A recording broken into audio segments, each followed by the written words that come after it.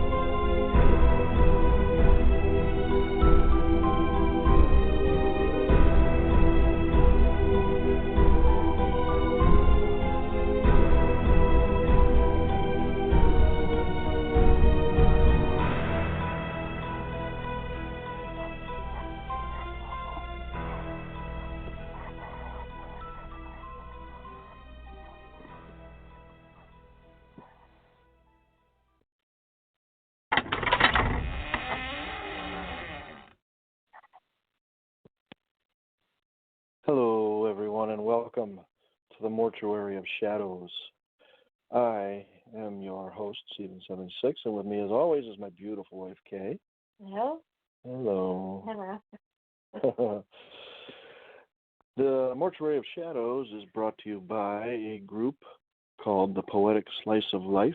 This group is located on allpoetry.com, the largest poetry website in the world. We want to thank Kevin and his crew for giving us a place to hang our hats. Tonight's show is about an obscure 1992 horror movie called Happy Hell Night. In this movie, there's a very insane and righteous monk who decides that he really just wants to rid the world of sin, and unfortunately, he pretty much thinks everybody's a sinner. So we had some quotes from the movie to write to. The first one is, "Nothing lives like that, not for 25 years.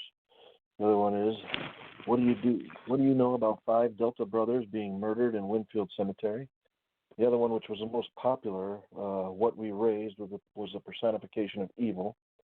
And another is, It's here because of my past." Another one is, "Everybody's dead." Another one is, "Open the door, man, it's here." And of course, the last one is Happy Hell Night. So we'll have some fun and do a little dark poetry reading. Without further ado, we should go to the phone lines and let some people in. Who do we got out there? We have Star. Yeah. Hello, Star. Hello. Hi, guys. How are you? Hi, Kaye. I'm good, thanks. Hi. How are you guys? Good. Good. And I think we have Wayne as well. Yes, you do. Hello, Wayne. Hi, Wayne. Anybody got to read and run? We want to make sure of that right off the bat. Yeah, I have to. Yeah, you want to I'm catch a good. basketball game. That's the best one. I'm going to start in about 20 minutes. All right, well, That's pretty make sure we curious get you. Cool. But Wayne did not drop in the pocket for it, so Wayne's got to drop it down. All right, Wayne, could you drop your poem on the board? Let you read first. It's not on the board yet. I put it on I put it on the topic board this morning. You did? I don't see it.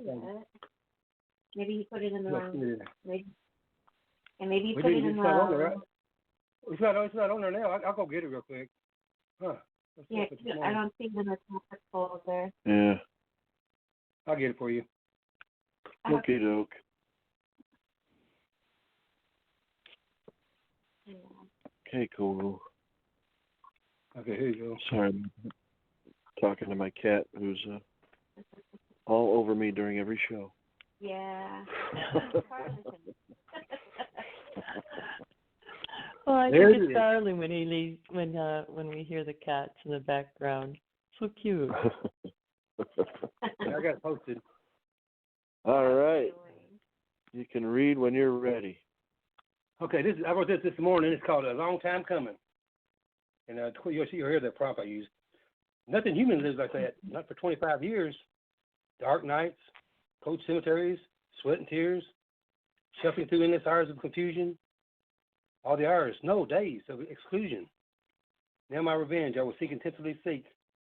No longer wait for the mindless to speak. Like a cloud of tortuous nightmare, will have no choice but to stare. Their worst fear is to hear my knock. Feel waves of excruciating shock, hopelessly begging me to stop, not cease till I devour the ones on top. To thrust myself upon them is so insane, injecting gut-wrenching and ear-busting pain, begging to stop, but feeling I give no avail. Since I have arrived, their life is now pure hell. They wish to run, but not able to flee. Everywhere they look, they see me. I stand solid as a hardened oak tree. I should never stop writing poetry. The end.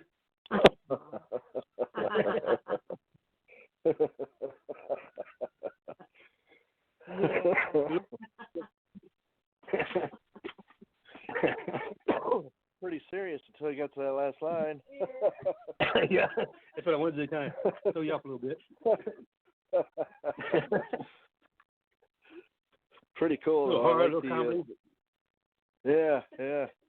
I like the dark imagery that you put in there. I mean, it had me thinking of I don't know, almost like a Freddy Krueger, you know, where wherever you turned, he's standing there in front of you. There's nowhere to run. But no, you're just talking about writing poetry. I mean, I was worst nightmare. I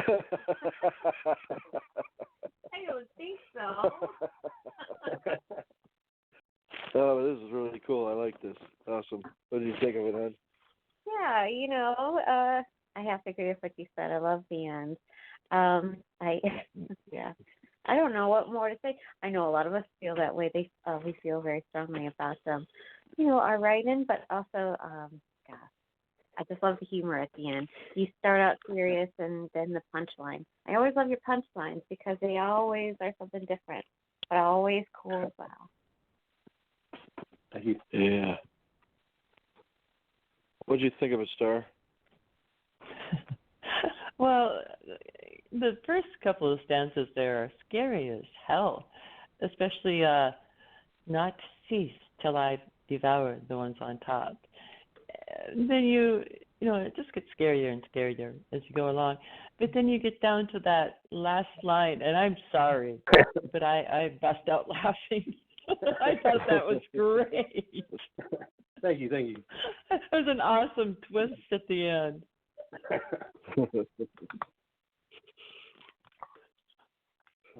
Oh, appreciate the comment. Guy's here. Hello, Guy. Hi. Guy. Hi. Hi, Sky. Did you hear Wayne's poem? I didn't, but I'm reading it now, but I wouldn't be able to comment yet. Okay. Yeah. Yeah. So, where do you want to go from here? Well, we'll give Sky a minute so she can hurry read it and comment on Wayne's poems. But yeah, I just have to say that with whatever you bring, Wayne, you always bring the humor in a different way. It's always cool. It really is. Yeah, we appreciate that too. Yeah. Always good to laugh. It is. And it seems like the dark shows always have more laughter than the others. I don't know. I think that's because we're all really dark. Yeah, nothing wrong. I'm glad not to get scared. It's good to laugh at the dark, though. It makes it less scary, to laugh Yeah. at it and even to share it. Yeah. Earlier today, Kay and I actually watched this movie, Yeah. Happy Hell Night, and I was talking with Blue on the board at the time, and I was updating the body count every time you would kill somebody. And Blue was having a good time with that. I bet. Yeah, I'm going to have to look it up and watch it. Yeah, the final tally was 17.5 because he killed 17 and wounded 1. Oh, Jeez. Yeah. Oh, Well, I was really surprised. The first 5 were in a flashback, and then he killed 2 almost at the beginning, and then all of a sudden there was a lull, and then Blue saw me going, "Oh, we're at 8, 9, 10, 11, 12." Oh, jeez. It's a fun movie. Isn't that the way it usually goes, though? I mean, you have so many people that they've killed, and then, of course, to end the movie, there's always one left that he's chasing or that he's wounded that manages to get away. I mean, that's just kind of the classic B style of movie. Yeah, but if I can ruin the end, sure, I'll ruin the end. When he's in the ambulance getting ready to drive away, the killer is the one driving the ambulance. So. Oh, okay, that makes it even creepier. Yeah, they made his character kind of like Michael Myers, where even though supposedly he was killed, he just got up and walked away and remained unscathed. Yeah. Sky says she's ready to comment.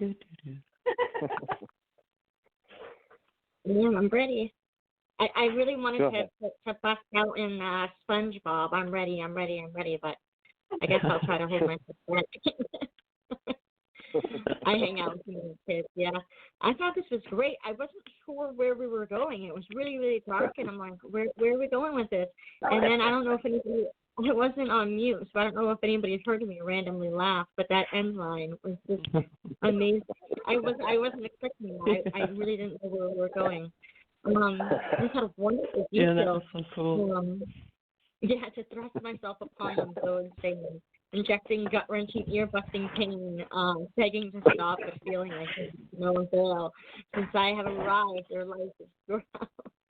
I wouldn't say that. I really enjoy your poetry, but I really like the angle that you took. That you took this the burden of saying, your poetry is gut-wrenching, which I don't agree with, but I really like the humor, and I really like the angle. And it was creatively and wonderfully done with rhyme. I really wish I would have to listen to the playback because I really like listening to you read. So I guess I'm going to have to hear the first minutes the playback after. Well, thank you very much. You're welcome. Well, yeah, that just goes back to what I said the other day. When listening to Wayne read, there's definitely a lot of passion when he reads his writing. Mm-hmm. But I've also recognized with myself when I read certain people, I can hear their voice in my head as I'm reading the poetry. Yeah. So for me, he personifies it more so. Yep. Well, guys, I hate to run, but I got to watch this game coming on. And I got wings coming out in 5 minutes. Take Have care. a nice night. All right, take care. Take care, Wayne.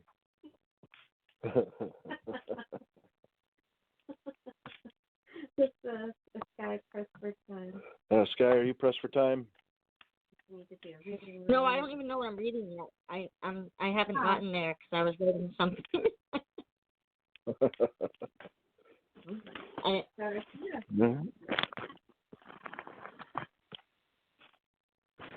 All right, Star, since you were the next caller, or you were the first caller, but Wayne had to run. Yours is on the board. Alrighty.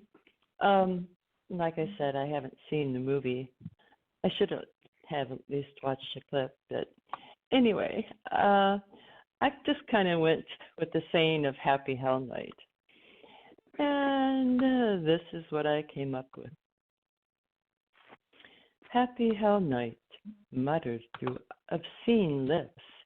We can hear him as he stalks us darkly, dragging footsteps haunting us as we flee through haunted mindscapes littered with dead cockroaches and spoiled meat from his past meals, taken alive, staked and left to rot with the maggots of his mind, chewing piecemeal leftovers over and over again like cud. We're not people, only cursed earth, fit only to feed the creepy crawlies that thrive in his twisted thoughts, and snake down his arms to inject the poison into his veins to make him more and less than human life can stand. Run, baby, run, he's so close. I can feel his pitted fingers brush. I can feel the breath of hell on my neck. Run, baby, run. Star's dead. And phone. Oh. Yep. He got me, damn it. Yeah, this is cool. And it's almost like you did see the movie, because a lot of this could be part, well, and most slasher films, I guess, are pretty similar, so it's hard not to know what to write about. But yeah, this is really cool. I like the, where's that at? Spoiled meat from his past meals taken alive, staked and left to rot with the maggots of his mind, chewing piecemeal leftovers over and over again like cud. Ew. Nasty. Now, this is cool because what they say in the beginning of the movie, he's been locked up in an insane asylum for 25 years, and they say they only check on him twice a week just to make sure he's still alive. They don't even feed him or anything. Oh my God! That he must live on the bugs in there. And the rat. And the rat, yeah. Oh, nasty! Oh my gosh! Oh, gross! Ew! Yeah. Yuck! But this is great. Like I said, it's almost like you saw the movie, and I like the way you ended like that.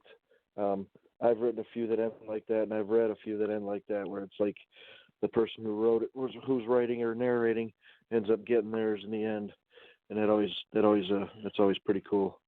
So yeah, I really like this Star. I really, I literally just kind of did it really fast, right before the show, and I just had fun with it. That's all I did. Well, yeah, you could tell.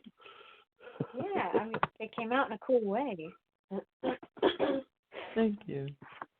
Yeah, I like the stanza that you quoted as well. But I also like the one where you say, "We're not people, only cursed earth, fit only to feed the creepy crawlies that thrive in his twisted thoughts."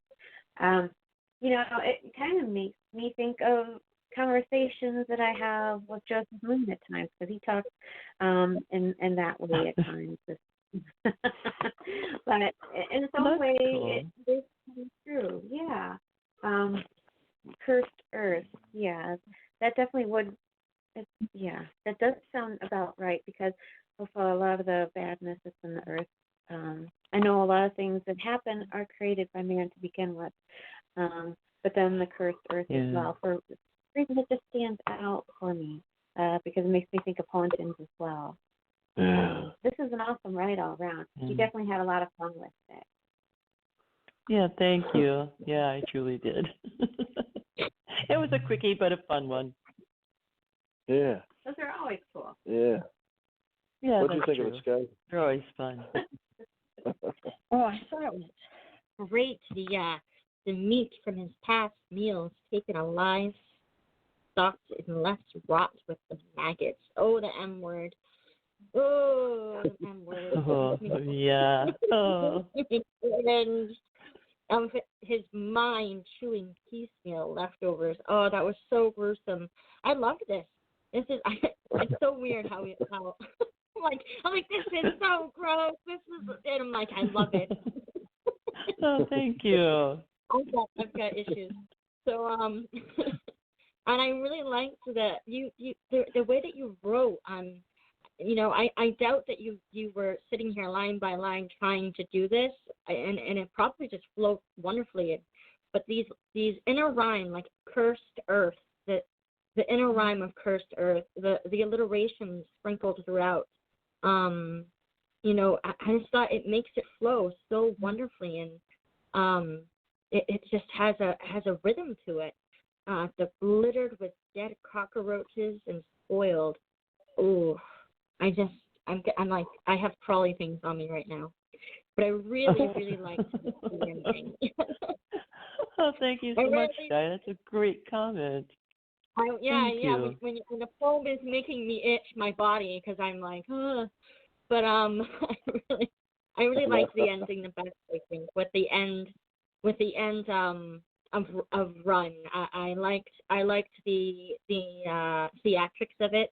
I love how you read it perfectly with the stopping of it, and I just thought it was such a great and fun way to end it. And even though that it was dead, they were dead at the end, I found myself laughing because it was just so brilliant. I don't know. I have to wow. Thank you so much. What a great, awesome comment. Thank you. Well, thank you for the read. Guys, always good for comments. Yep. Yeah. Those creepy crawlies. I'm going to start to have performance anxiety. I just ramble. I just ramble. Well, I tell you, I had to put the ew, God, this is so gross to even talk about to me. I had to put the maggots in there. I have a thing about maggots. It's just, oh God, I see one and I would like literally start to throw up. So I just had to throw that in there because to me that's like part of the personification of darkness. You know, it's the creepy crawlies and the maggots. It just it makes me shiver even to talk about it. Yeah. I agree. My friends have a sick sense of humor, and I have like a real phobia of not like it's bad. Oh, and my friends, they like to play pranks on me. So my old roommate, with many years. So they were like, one day we're just gonna throw a bunch of wet rice down your back, and I'm like, stop it! Oh no! Oh, that's horrible. They never did that, but they did put terrible. They never did that, but they did put the snake in the washing machine that pops out at you and you open it. Oh, yeah. I have evil friends. That's mean. Yeah. Yeah, Sky, have you ever seen The Lost Boys? I do. I love that movie. Oh, what about the Chinese food part? Yeah, the rice, looking like maggots. Yeah, I literally can't. I literally have to close my eyes during movies when they have that. Like, I really can't watch it. Like, it's that bad. Like, I can't watch it. It's that bad. Oh God. Like, and the same thing with the cockroaches. When I did that piece, and I couldn't even watch that part again, even though I watched it. I couldn't watch it again. I had to skip over it. I couldn't do it with all those cockroaches swarming him and coming out of his body. Oh, gross. I can't do it. Okay. Yeah, it's not. Remind me not to watch that one. Holy cow. No, but Creepshow's I awesome. can't see this. Oh. Well, I guess it's. I mean, if you can laugh during a horror movie, I don't know, it makes it not so horrible. I can watch those kind of things that actually have a sense of humor and can even poke fun at themselves. Those are great. Oh, Yeah. yeah. They are. I could do that with the older ones, not the newer ones, but yeah. Yeah. Yeah. The creepy crawlies, they're easy to look at, but yeah, if you actually had to see it, it'd be a whole other different story. Because I'm just going to interject maggots real quick. You know, at times in the summer, it gets, well, you know, in certain areas it gets hot, and for some reason, some of my neighbors, their trash cans, in the summer when we get into the heart of it, they have like maggots crawling around their trash cans. Next minute we see that, to see all those white little things. Oh God, I would get sick. Oh my God, I would literally get ill. Oh my Lord. No, thank you. No, I don't care. They're gross. Yeah. I thought all babies were cute. It varies. Not all of them. No, they're gross, disgusting. It does. That matters, so it flies. Yeah. Summer is good for creepy crawlies. Yes, it is. Yes, yeah, is. that's and for the fall when they're coming inside. Oh yeah. Exactly. Oh geez, yeah. Thanks for reminding me of that now. Yeah. Yeah. Oh God. Where are we gonna go next, son? Oh, well, guys, working on finding first. I will drop yours down. Oh, okay. All right. Mine's basically I wrote this from the crazy monk's point of view. That's him in the picture and his weapon of choice. And I kind of intertwined a few of the quotes into it, and I call this "Evil itself will reign on Hell Night." Locked away for 25 years, surviving on insects and the guts of rodents. But tonight on a dare, a stupid boy has opened the door, paying with his life. Now I shall cleanse. This world is full of impurities. Premarital sex, violence on television, rock and roll, the music of the devil. I will scrub the face of the earth of all these people, if that's what you'd call them. Nothing but sacks made of skin and full of hormones and sin. They will all meet their end tonight. I will stop their hearts with my strength and my mountaineering pick. I will say, no sex, no TV, no rock and roll. Tonight is my happy hell night. End poem. Well, yeah. You definitely caught the heart of the movie, because it's like you said, well, you know, the premise for any scary movie is it seems like the killer is punishing their victims in some form. But for him, he just saw everybody as a sinner. He did. Anything you did, it was wrong in his eyes, because after each person he killed, he said, like, to the one person, she was leaving because she was about to have sex with her boyfriend, but decided, no, I'm going to go home. So she was in her car trying to leave. So he said, no parking. And then, like, the other guy, he was videotaping the other couples in the frat house having sex. Yeah. So he would say, no STV, because he was the creepy perv. And then, like, for the one person who was about to get it on, no sex. Yeah. And then the person who did release him in the beginning from the asylum, he said, no kidding, meaning no joking around. Look what you did. So, yeah, he saw everything wrong in his eyes. You're right, definitely captured the heart of the movie. Thank you. What do you think, Oh, Star? jeez.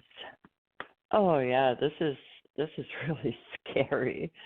So in the movie, a boy really does open the door on a dare and lets him out.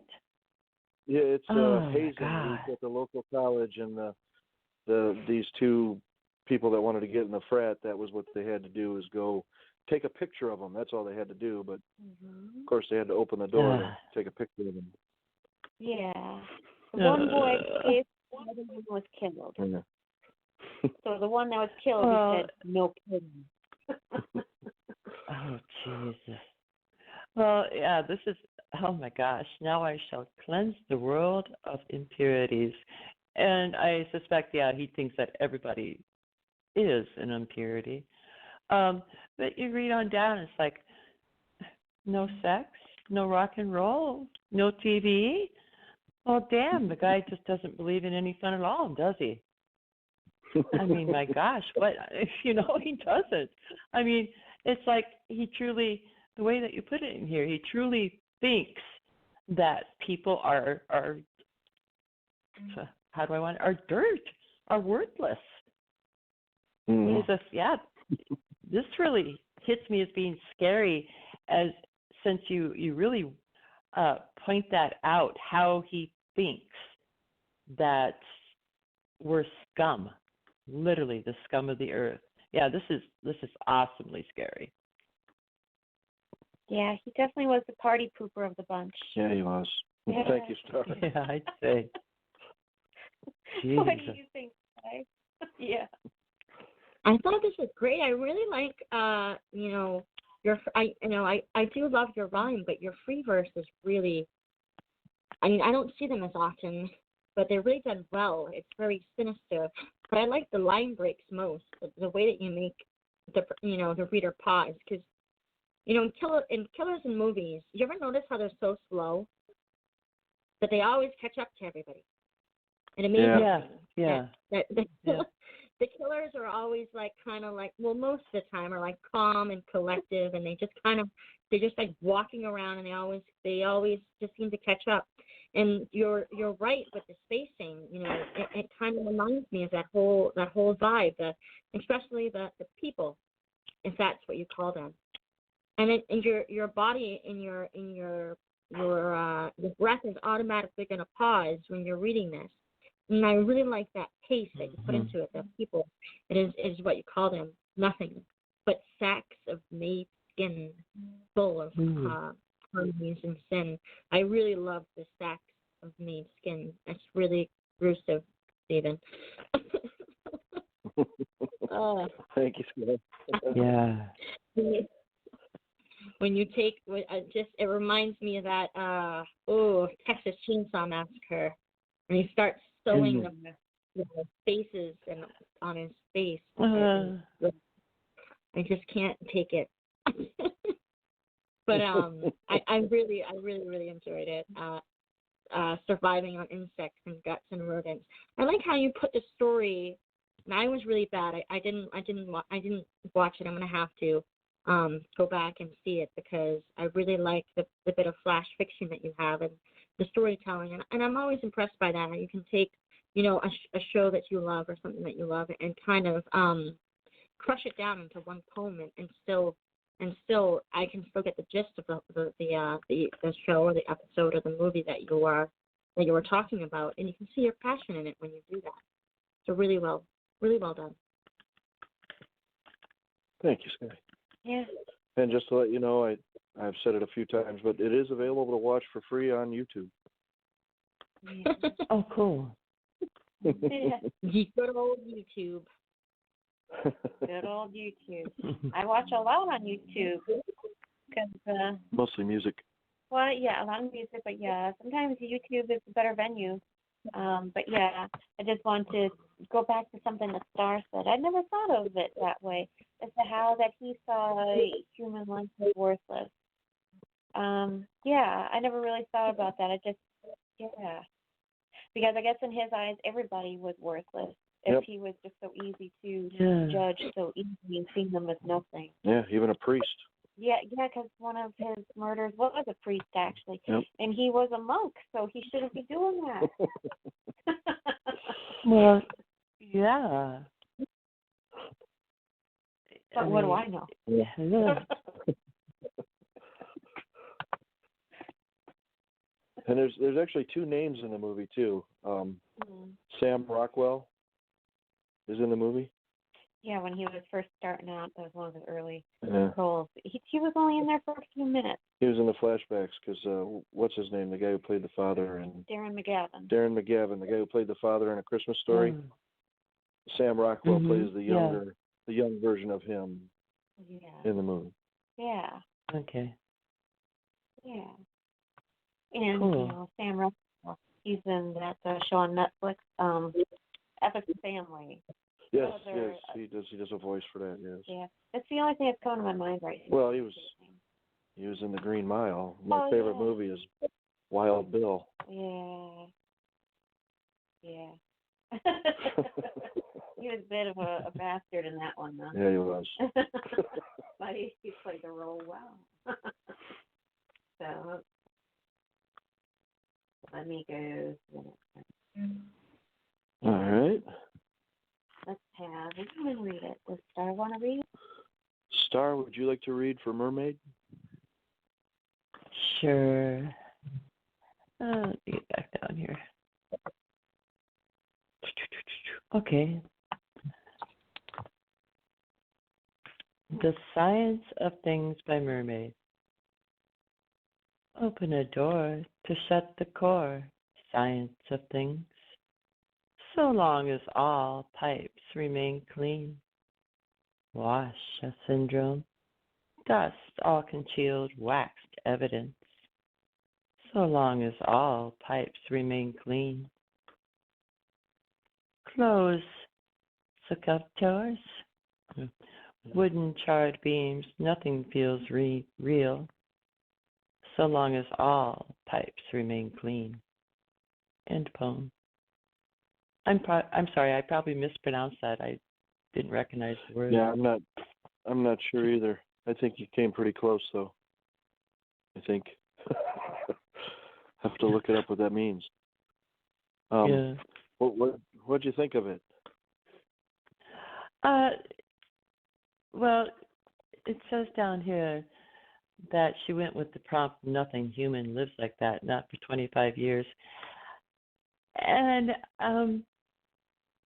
I can see that in here in a way. It's like he's thinking that the earth needs to be cleansed. And that's the so long as all pipes remain clean. Wash the syndrome, dust all congealed, waxed evidence. Get rid of all the evidence, get rid of the humans, get rid of everything that could interfere with him cleansing the world, so long as all pipes remain clean. It could mean so much. I mean, you can read so much into this. It's really, really well done. Yeah, and I agree with you. I read this a few times, and then I didn't really catch it until you read it about that third stanza, or maybe it's the second after the refrain. Wash a syndrome, dust all congealed, waxed evidence. Because when you read that, I actually started thinking about Dexter.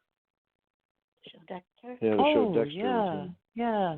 So that's because before when I read this, I started thinking how this could, have something to do with the mental health or even the physical health and living. But this is definitely it goes darker than that for sure, especially with that middle stanza. And I do like that she keeps refraining to that, so long as all pipes remain clean. Yeah, I think it's pretty cool. What do you think, hon? Okay.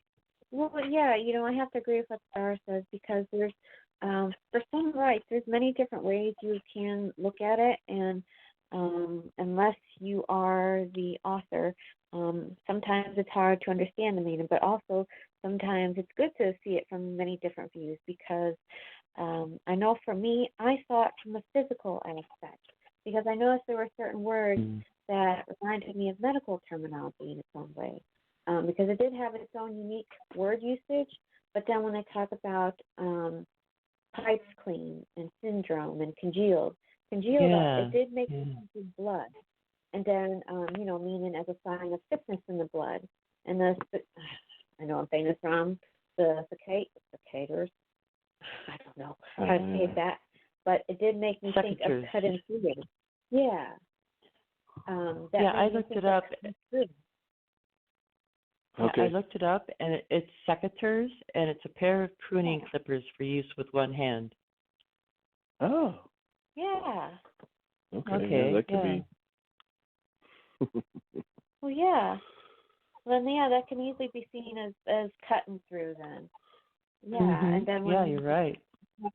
Well, yeah, with the pipes being clean, I just see it as them doing that so that way there's no warfare within.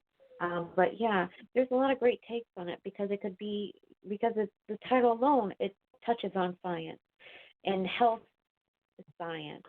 Technology is science. Yeah. Science is many different avenues. Yeah. I even had thoughts of cholesterol while reading this pipes. Cholesterol. So, yeah, you could take this in, like having to put a stent in or something. Oh, yeah, like your father had with heart. Yeah. Oh, that's a great point. This could be taken so many ways.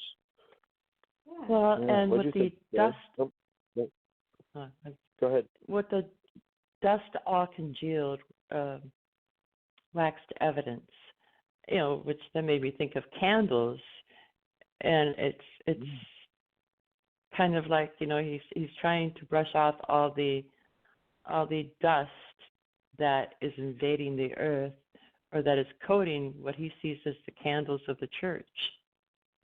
Yeah. Yeah. That's a good way to look at it. Yeah. Yeah. Well, let's get Sky's opinion of this. Yeah. So I took it a little different. I took it, and it's very abstract. So I mean, there are so many ways you can take it. But in the author's notice, and nothing human lives like that, not for 25 years. I kind of took it as a inner struggle with the pipe, as long as the pipes remain clean, meaning that wax evidence, kind of like scrubbing out the truth and making something appear better than it really is. And through the lines going through, and it repeating that, but through those darker images, and yet repeating that the pipes remain clean line, it kind of reinforces that idealism of as long as you clean things, then on the surface it looks prettied, but in reality it is not. And I think that's where my mind went in with the quote. Open a door to shut the core science of things, so long as all pipes remain clean. Meaning as long as things the mess is cleaned up, it could be you can kind of look over what is really happening. Wash a syndrome, dust all congealed, wax evidence, so long as all pipes remain clean. Closed secateurs, widen charred beams, nothing feels real, so long as pipes remain clean. So, I mean, that is how I took it, and I thought it was a really, really great poem, really well written, and I like how you can take it in many different ways. And, that's the great thing about abstract and about something like this, where there's, you're kind of leaving it up to the reader to go where they will. So, really well done. Well, yeah, I'd have to. Abstract does leave the door open for many interpretations. Yeah. Yeah, abstract usually gives me a headache.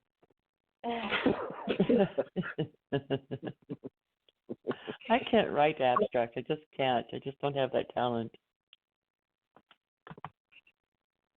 I'm trying to find a poem Stephen hasn't read of mine, and I think he is my stalker.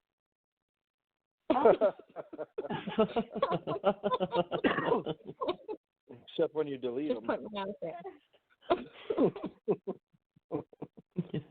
What about that one that you sent About the bus, that one was cool. Yeah. No, That's not really dark. I mean, I could do that one. I wrote it when I was 17. I thought it, Sorry, yeah, you want I to thought hear it was. something I wrote when I was 17? Oh, it has the word Yeah. magic Sorry. in it. Yeah. It does Oh, have a yeah, little magic yeah. in it. Oh, wait. Yeah, do it. Yeah, drop it All right. down. It's still something you read, Stephen. Yeah, I know. But still, All I right. think the imagery, and it was very dark. Okay. So, this is something I put up the original. I put up the original journal that it was published in. So you guys knew I didn't change any of the words. I just cut off my real name on the bottom. And then so this was what I wrote. This was one of my first published poems. Oh, cool. Depraved transportation. She can no longer breathe, no longer speak. Vultures stab away at her body. Everything's going numb. Iced over emotion makes her shiver. She's going cold. Crippling eyes fiercely rage, pierce through, burn skin till all she has is bone. With clots of melted flesh, she holds on, trying to keep herself together, attempting to protect herself from demonic intentions. She sits, the first, only seat open, pressing against the window, longing to escape. The grass is green outside, long and sweet. Clouds are low, it's going to rain. The noise is rising, she's going deaf. Insipid minds of ignorance vomit thoughts, infect others. It's diseased in here. It spreads like a sickness, infesting maggots. The rotting stench creeps inside, lingers within, and they can't escape. If she could, she'd break her hands to escape through dirt-stained glass, bleed from her nails, claw her way to freedom. She jolts back, forced by the depths of hell, and thinks to herself, why didn't I just walk home? And boom. Damn. Yeah. I'm Yes. never going to look at a bus the same way again. I think I'm going to avoid buses from now on. You know when the bus, you know that jolt when those buses start to go, there's that original jolt. Mm-hmm. It kind of like pushes you back a little bit, and like the school buses. Anybody? Oh Yeah, yeah. That's what it was, jolts back, but forced by the depths of hell. I didn't like taking the bus. Obviously. I should write one about the bus rides too for you. I should. I actually wrote this on the bus. I wrote this in my notebook while sitting on the bus, and I usually didn't take the bus home. I usually walked, but it was going to rain, so I took the bus home, and I regretted it. So I remember the suspensions on those school buses not being too good, and trying to sleep with my head leaned against the window. I'd end up with a big knot on my forehead because I'm just bouncing on the window trying to sleep. Why are you sleeping on a school bus? Well, I played football, and sometimes the games were pretty far out, and on the way home, and it was later, and we're exhausted from the football game, and so sometimes I would start to doze. Especially since usually the mood was pretty somber because I played for a school that didn't win very often.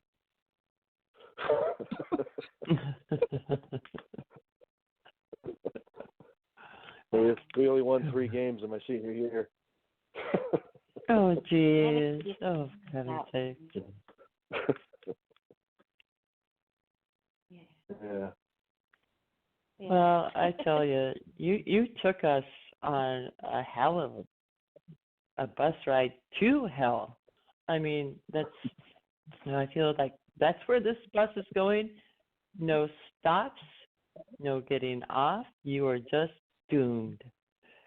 And oh my God, your one. Let me find it again here. This one description in here just literally made me shiver. Oh, burned skin till all she has is bone with clots of melted flesh. Oh God, Mhm. that's so vivid. I mean, I can literally see it in my mind's eye, and it's making me shiver. Yeah, this is excellent. I can't believe you wrote this at 17. That is truly awesome. That is Thank you. I was amazing. obviously still working on my spacing because I don't even know what I was doing in my spacing, and because they published it the exact way that I wanted it, and that was my spacing. So I was still trying to. I guess I was still finding my spacing technique. Kind of. Well, that is so bad cool enough. that you got published. I mean, that's amazing Yeah. that you got it published. That is so sweet. So cool. Thank you. Yeah. I agree with you, Star. I think, like I said, this is just filled with such dark imagery. Vultures stab away at her body, crippling eyes, Yeah. fiercely rage pierce through, and then, of course, what you had mentioned, the burned skin. All you had left was bone with clots of melting flesh. Ugh. That's Attempting to actually protect a nice herself from portrait. demonic attentions. But I think my favorite is, where's it at? Where is it? Insipid It's in there minds of somewhere. ignorance vomit their thoughts, infect Oh, others. yeah. It's diseased in here. Yeah. Yes, And that's definitely. it's about other kids, Stephen. I wasn't I very know that. fond of It's like I'm some sorry, kind of yes, plague it's spreading from person to, oh, God, yeah, that's awesome. Yeah, but still, I mean, the way you wrote it, it's just so poetic and so dark. It's just, it's Yeah. wonderful. What did you think, hon? I'll pull out a few more from this age. I was in a moment at this age. Oh, okay, cool.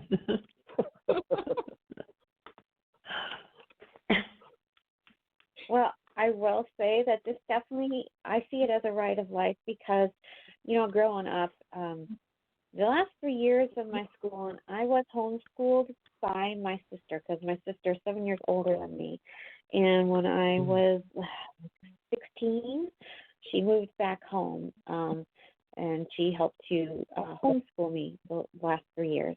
And I have to tell you that I thought that was a blessing. It was the most happiest time I actually had because growing up, I was that kid who got picked on all the time. So going to school, being on the bus, it created its own tension and anxiety on its own.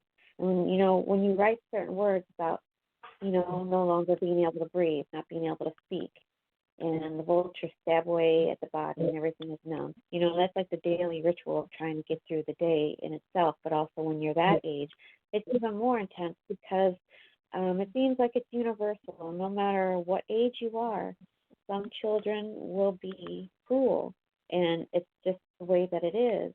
And then when you talk about, attempting to protect oneself from demonic intentions, and, I definitely was a kid that when I found the seat, I just always, I usually sat by myself and hoped that nobody would sit with me because it was more easier because it's true.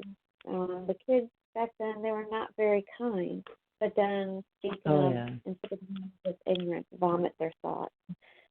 And, the sad thing is when you're a kid and you hear those words, it kind of just bleeds through and it stays through your core throughout your entire life. And if you hear it all the time, it just really stays with you.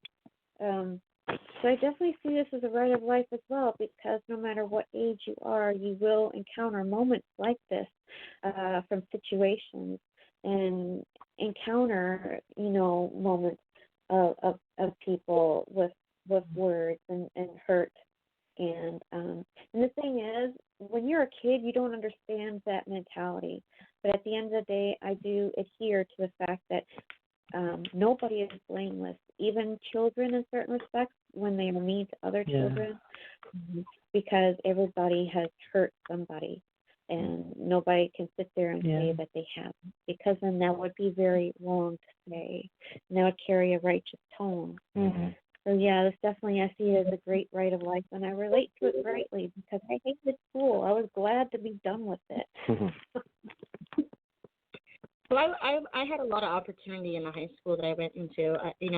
They had a lot of creative writing, a lot of extra English courses, a lot of poetry classes and creative writing classes, and actually a poetry group that worked together through going to the school with arts and literature to create these digests and these literary magazines that went out to the town.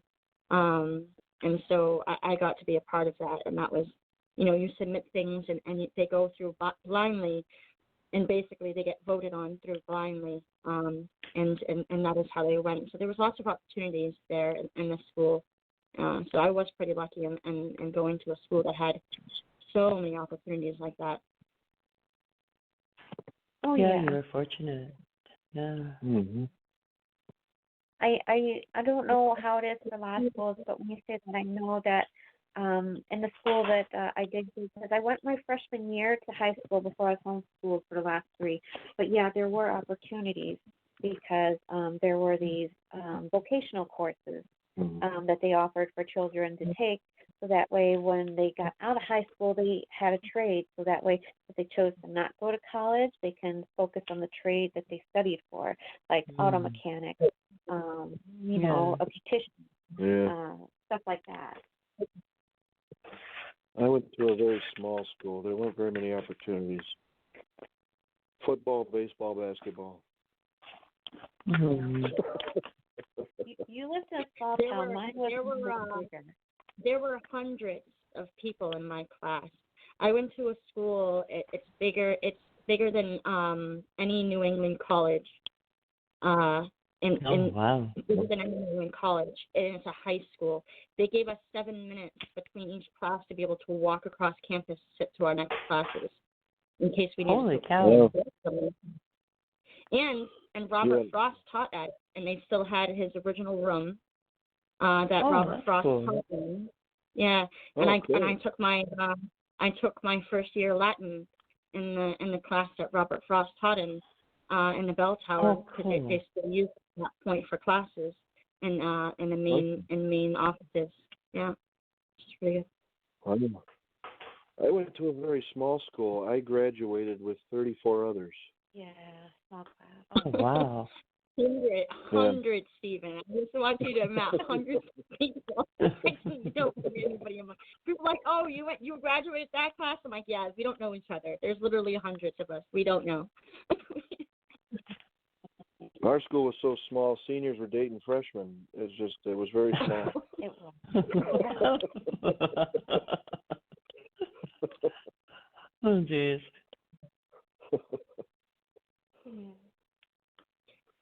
Okay.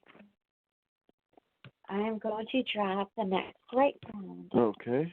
Did you want to read that one? You want me to read for SLR? Yeah. Okay. This is called The Shrieking Banshee from SLR 8313. I like this one. Teenagers laughed as they began their seance. This will be fun, like we could really raise the dead. A candle flickered in a breeze from the window. The wind became hoarse, warning they are coming. Consecrated ground spit out a shrieking banshee. She wailed through the sky, "You're going to die tonight." She hailed to the living. The girls trembled in disbelief. Headstones wobbled. Vapor materialized into ghouls, plundering graves as they fed on decaying human flesh. The dearly departed do not rest in peace with God anymore. Zombies became reanimated, needing to feast upon humans. Hordes of them staggered down the streets hunting people. Humans that were bitten became zombies once they died. Chapels of worship became scenes of mass destruction. Crackling lightning split open the sky, setting it on fire. Hellhounds thundered to earth, pulling Lucifer's chariot. Demons answering his call proclaim his divinity and grace. Enamored by him, the masses kneel praying they'll be blessed. Possessed, they are inducted into the world of blasphemy, and the rumbling earth cracked, and the fiery pit of hell emerged. Lucifer beckoned, "Follow the flames of forgiveness, purify your soul." They leapt together into the fire. The masses screamed for their Savior. End poem. Wow. Yeah, I like this one. I thought this was pretty cool. It made me think, the end of days brought about by childish stupidity. But I guess in the end, that's what'll do it anyway. Because you think back of if you go into the Bible anyway, it was childish stupidity that brought the big flood. And God just said, "I had enough of this childish crap. I'm going to make it rain." It's just this time He makes it rain fire. Yeah. I thought this was pretty cool. Very cool. What do you think, hon? Yeah. Actually, for tonight's show, I decided to run a contest based on the quote.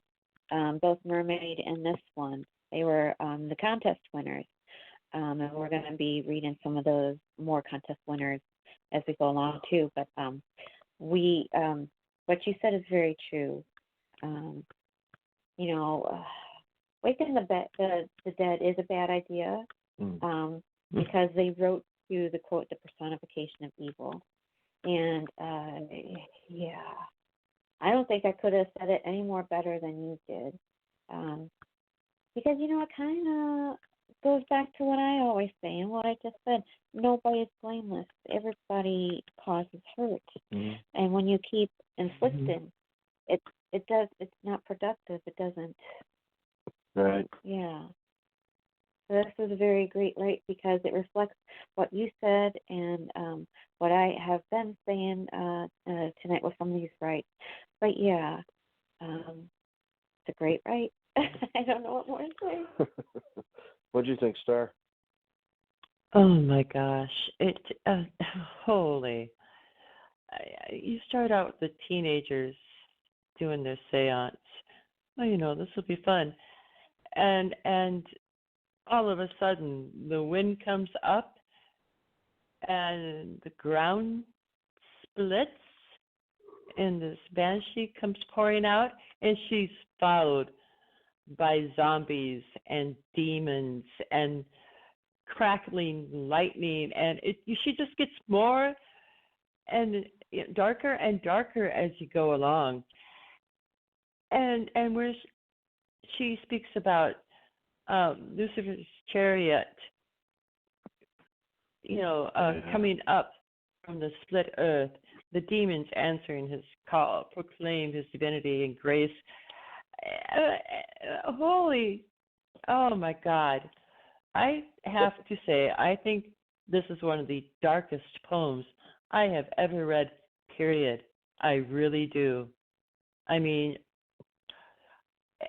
how she speaks at the end there about Lucifer beckoning the people and the flames of forgiveness purify your soul.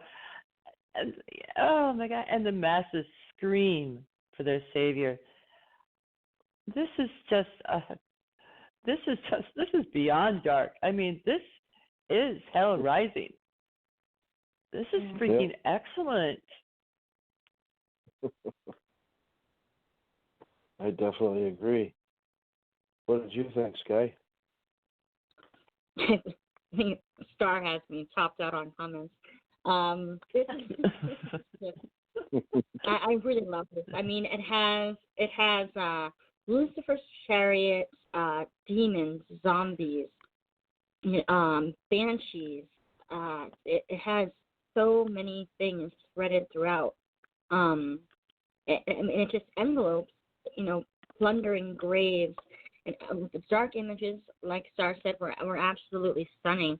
And I liked the it's a bit of a message with how ignorant people can be to put all these things into motion, to put all these things into place where they're going to happen through pure ignorance with teenagers laughed in that opening. Yeah, it's all games, fun and games until you rain hell on earth.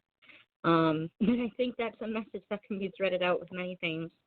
And but I liked the dark images that they put in here. It's really well done. And comment. You're making me do it. And comment. You know how I'm ending comment? I don't pause often. So right. I pause. Yeah. That's how I knew to say it.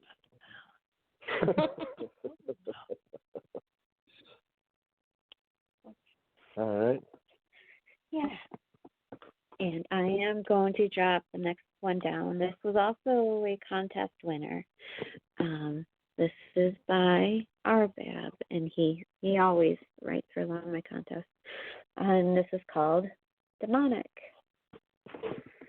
Evil rituals bless their day. Spirit demons the key.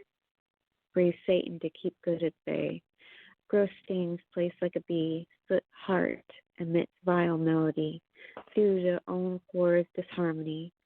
Soot heart emits. Soot heart emits.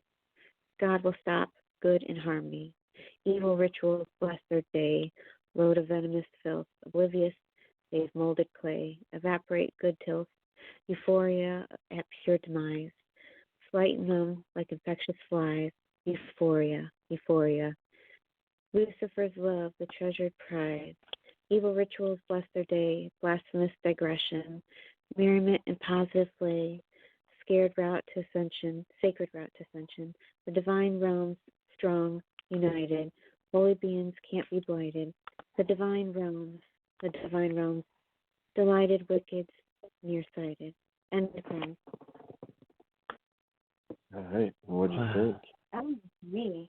Okay. Oh, you read it. Well, yeah, I know.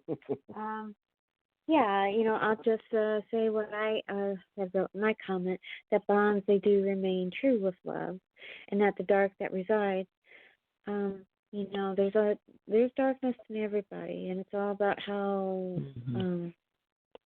one lets it out, or if they can keep it at bay. But, yeah,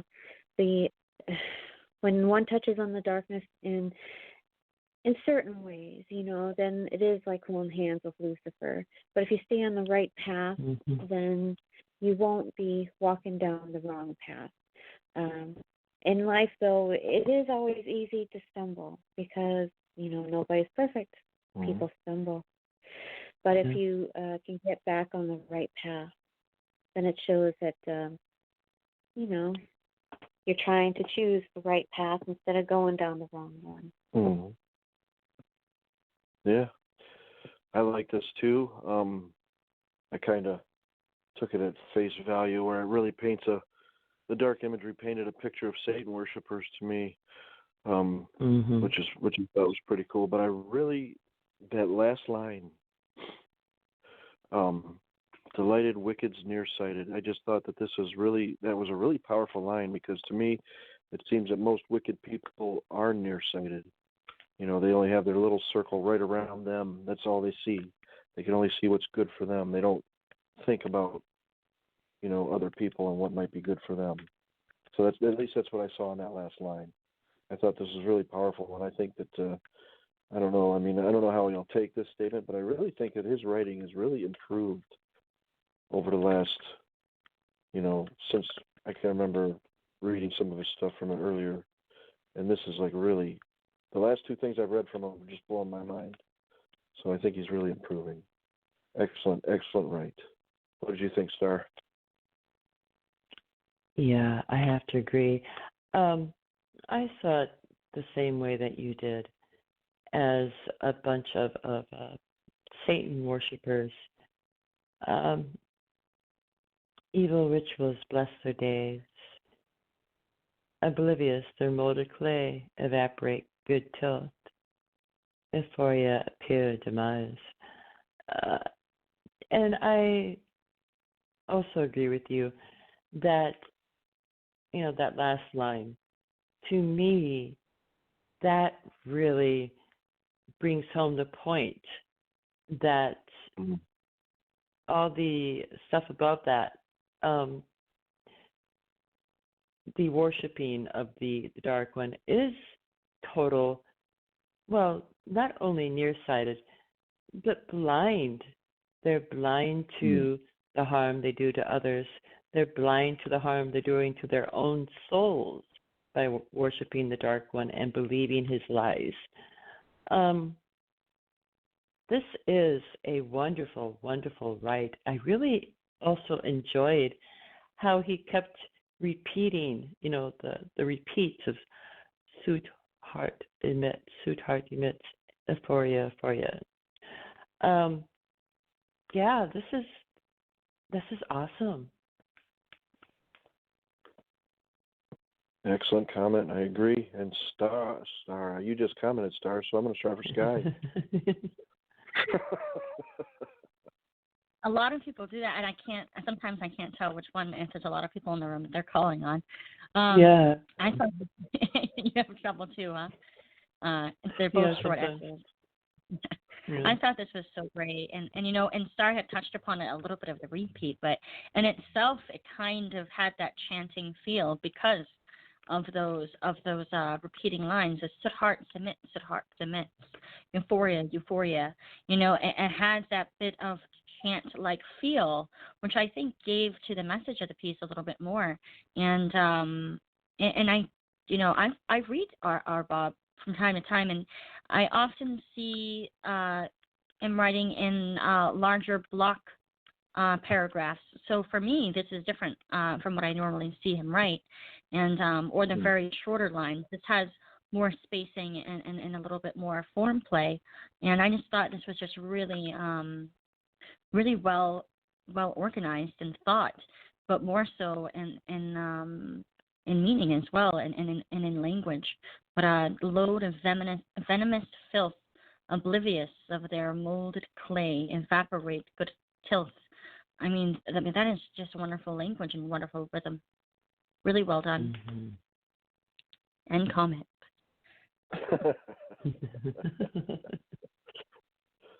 Awesome. Yeah. What else we got, hon? Yeah, the bronze winner.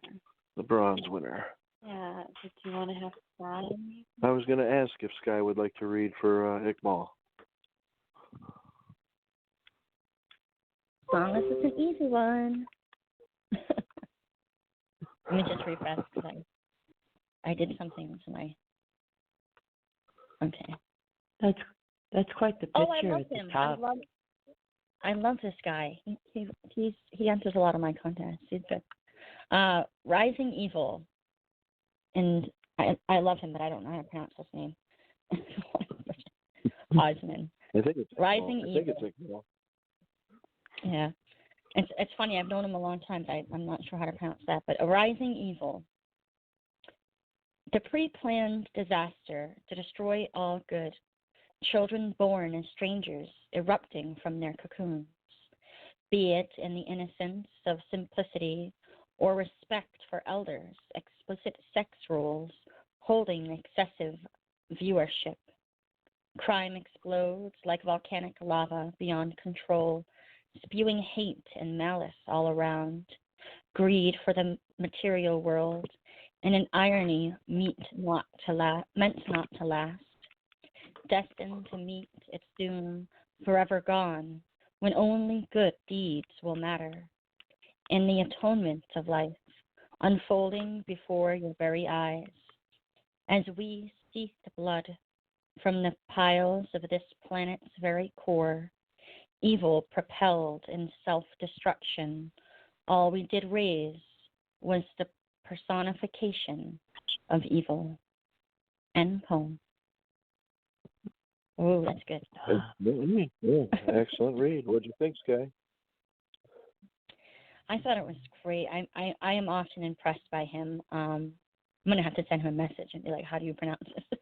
I thought it was really, and I thought it spoke to in a more deeper message about the world and taking care of the world, and that's the piles of the planet's very core. Evil propelled of self-destruction. All we did raise was personification of evil. I thought it held a lot of advocacy in taking that with the darkness. And to me, I'd have to read into a little bit further, but it sounds to me like he took a message of darkness, but then also tied in the inner meaning of the world and advocacy of how we are self-destructive creatures, and we need to take care of the world a little bit better. But unfolding before your very eyes as we see the blood I thought it was a really, really well written crime, and then there again, society. I should probably read the author's notes, but I see it again in the crime explodes like a volcanic lava beyond control, spewing hate and malice all around. So I think, it speaks a lot of society and the downfall of it. Really well done. And comment. Yeah, I agree with you. Actually, you pretty much saw it the way I saw it, because when I commented on this a little earlier, I said that it seems to be about society today in so many ways. And I guess when you write about society today, you will write dark for the most part, it seems, unfortunately. But yeah, he really brought it home on this, and of course he wrote to the same prompt that many seem to write to this time, was that what we raised is the personification of evil. But yeah, I definitely, you kind of commented for me, Sky. I don't know what else to say from what you said, because that's pretty much how I saw it. Yeah, excellent write. What do you think, hon? Yeah, I have to agree about, about society in itself, with what it talks about with the personification of evil, because, everybody, they do, yeah, it's true that they have moments of self-destruction. In life sometimes it's not recognized, or at times you do, because at times if you are purposely being self-destructive, usually it's because you can't handle people being around you, or you can't handle having certain things in your life, like certain people, love. So that's the only thing you know how to be, how to do, and in turn hurting yourself. But sometimes that's also what you want as well, because you feel you don't deserve it. Mm-hmm. But yeah, it definitely is a right of society in itself. It's a great right. And yeah, he's a great writer to begin with, because he's been in a lot of my other contests, and I've been in his. Mm-hmm. So he definitely is a great writer. He enters a lot of my contests too. Plus, he and I seem to go against each other in a lot of identity crisis contests as well. Yeah. But yeah, I agree. He's definitely a great writer, and I've enjoyed everything I've read from him. Yeah. What do you think of it, Star? I totally agree with you guys. I do see the evils that society does in this. I also, I guess, see it as a warning about the way that we are treating our very planet. I believe that global warming is real. It's, how horrible is we are raking up the earth to dig out gold and silver and jewels and oil and shale, and we're just destroying the earth literally before our own eyes. Yeah. And it's for material goods, which she's so right. We can't take those with us. We truly can't. They truly don't even matter in this life. What more do you need besides, food in your belly and a roof over your head and a way to get around? What really truly counts is the love that you feel for others and they feel for you. So yeah, I guess I also see this as that warning that we have to change. We have to change something, or the earth is simply going to abandon us, and we will end up paying the price. Yeah. That's true as well. Very true. Yeah, amazing what can come out of a low-budget horror movie from 1992. No. Yeah, no kidding. It goes back to a lot of different things, as far as hurting the earth. Oh, I know that. About the global warming, and how, with the toxins that we're putting into the air, and being careless of how we treat certain things. Yeah. Well, I know. Mm-hmm. It's a slow decline. I know. I'm just saying that this know. poem was birthed from a quote from a low-budget horror film. Yeah. Oh, I know. So of all the rights tonight, they definitely give many different things to think about, and for some of them, there's many different ways to look at it, because unless the writer was here themselves to tell us, we'd have to draw our own conclusions. Yeah. So yeah. Yeah. So yeah. Oh. All right. Who's up? Well, yeah. I'm working on it. Oh. I see you working on it. No, I know. It's just not the last couple of things. Notice that. Okay. That is the silver winner, and if you want, have Star read it. Okay, Star, would you like to read for Tania? Sure. Okay. He is Back in Town by Tania Jamil. Okay. Free at last. Rising insane again in the dark. Tossing, turning, writhing, standing. Sinful lust for fresh flesh seems to whisper, your death is near. Sunken eyes, soiled and dark, nestle, wrestle, choking and chuckling, catching scent, blood, warm and fresh, seems to know the use of gory fear. Against mortal thoughts, pain and weakness, playing in mere skies of gloom, mingling tear with fear, strangely exhilarating, seems to prey in on victims quiet and clear. Run, boys, run. Girls, go and hide. Cry of defense or defiance receive only taunting abuse. When death breaks loose, who can make him disappear upon the least excuse?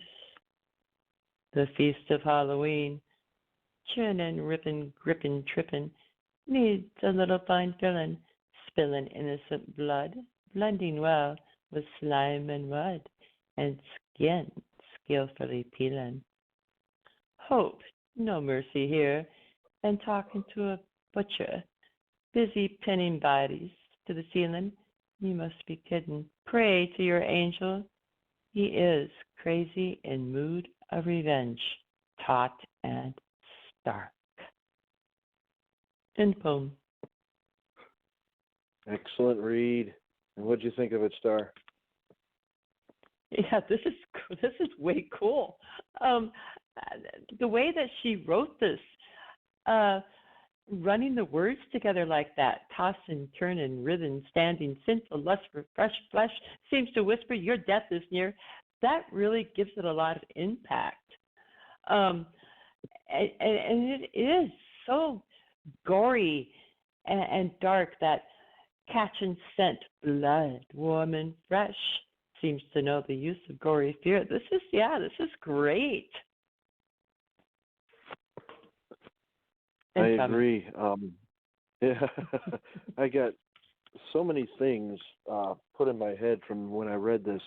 First off, I told her if I didn't know any better, I'd say that you have seen this movie, the way she wrote it. I haven't had an answer yet to find out if she has written it. I mean, I've seen it, but I also see other things in this too. Like when you go to the end, the butcher busy pinning bodies to the ceiling. That would make me think of like a Texas Chainsaw Massacre. But after reading this again while you were reading it, it made me think of my favorite Stephen King character, Randall Flagg. Oh. The walking dude. He's back in town. Oh. They just put him in my head this time, yeah. So this is really great, how I can get so many different things from the same right, and how dark it is. It's awesome. And yeah, I agree with you too. The way she wrote it, the way she used her words, tossing, turning, and catching and choking, and it's cool. It's really cool. What do you think, hon? Yeah, I'd have to agree with you, because I felt that she caught the madness in a very haunting, dark way that truly does capture what a scary movie should be, because the imagery is intense and vivid, and it actually does. It really paints the scene very well. And usually with Tania, she always wows me to begin with, because her writes are very, if not passionate, they're powerful and they're very meaningful, because it all goes back to being passionate as to what she writes about. So, as a writer, I definitely respect what she writes, and I'm always happy to have her in my contest because she never disappoints. And comment? And comment. All right, Sky, your turn. There's just too much for me. I thought this was great. You know, I recently started following her. We recently started following each other. I don't really know how we found each other, but we did recently, and I haven't been able yet to delve in deeply. I just know that every time I read her, I am just so impressed. So I clicked that follow button. I'm like, I need to follow this person because she's just excellent. But I really liked the creativity of the cutoff of the ings, of the risen and sane, and then she followed that through. And I know that Star touched upon it, but I have to say it again because I thought that was just like catch and sense. And then there was one, it was just like the whole stanza, right in a row. And I cannot, this one, I just love this. Needs a little fine fill-in, spilling innocent blood, blending well with slime and mud and skin skillfully peeling. I mean, you could just feel the way that it leaps off your palate. And, you know, poems like these are just wonderful to be able to, I try to read everything I read on here aloud.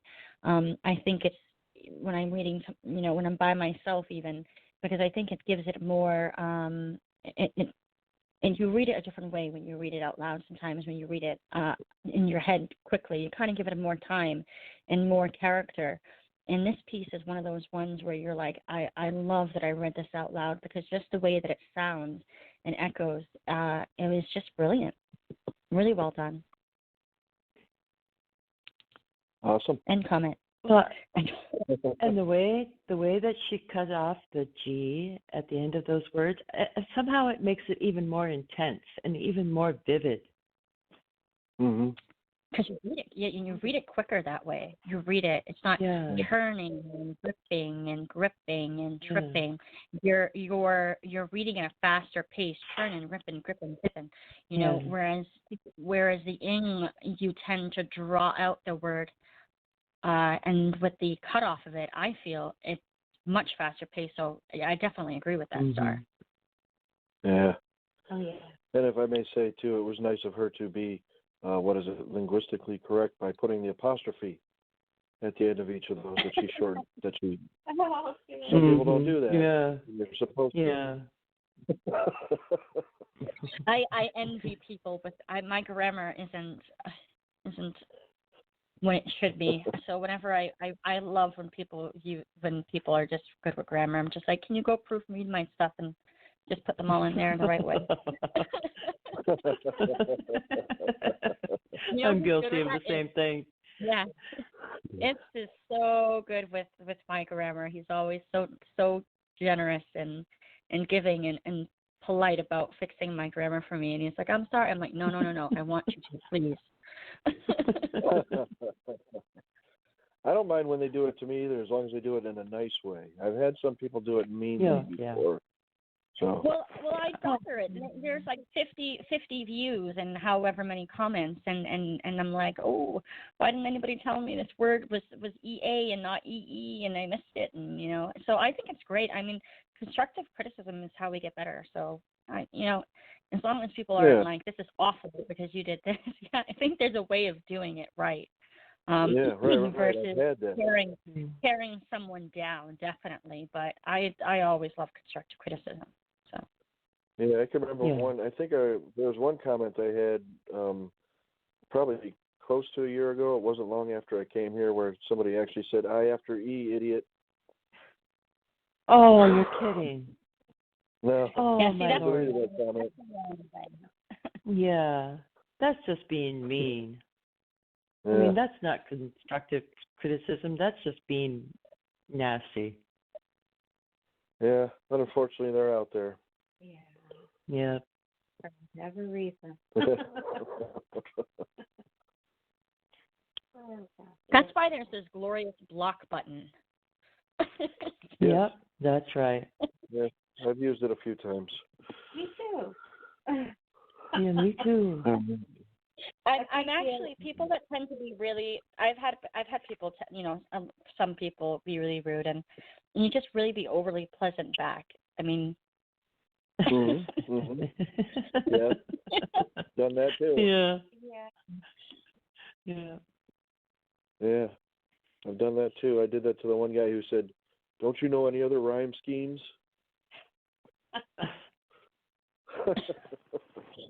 Okay. Yeah, well, now I'm doing free verse a lot because Kay likes it so much, so I keep doing it. Oh, and you're good at it. You really are. I really enjoy your free verse. Yeah. Thank you. You're making me blush. Diversity is definitely good, Stephen. Branch out. Try my form that I have, that I made up. I'm waiting for the chevron. Form. No. This is my first posted form I ever made.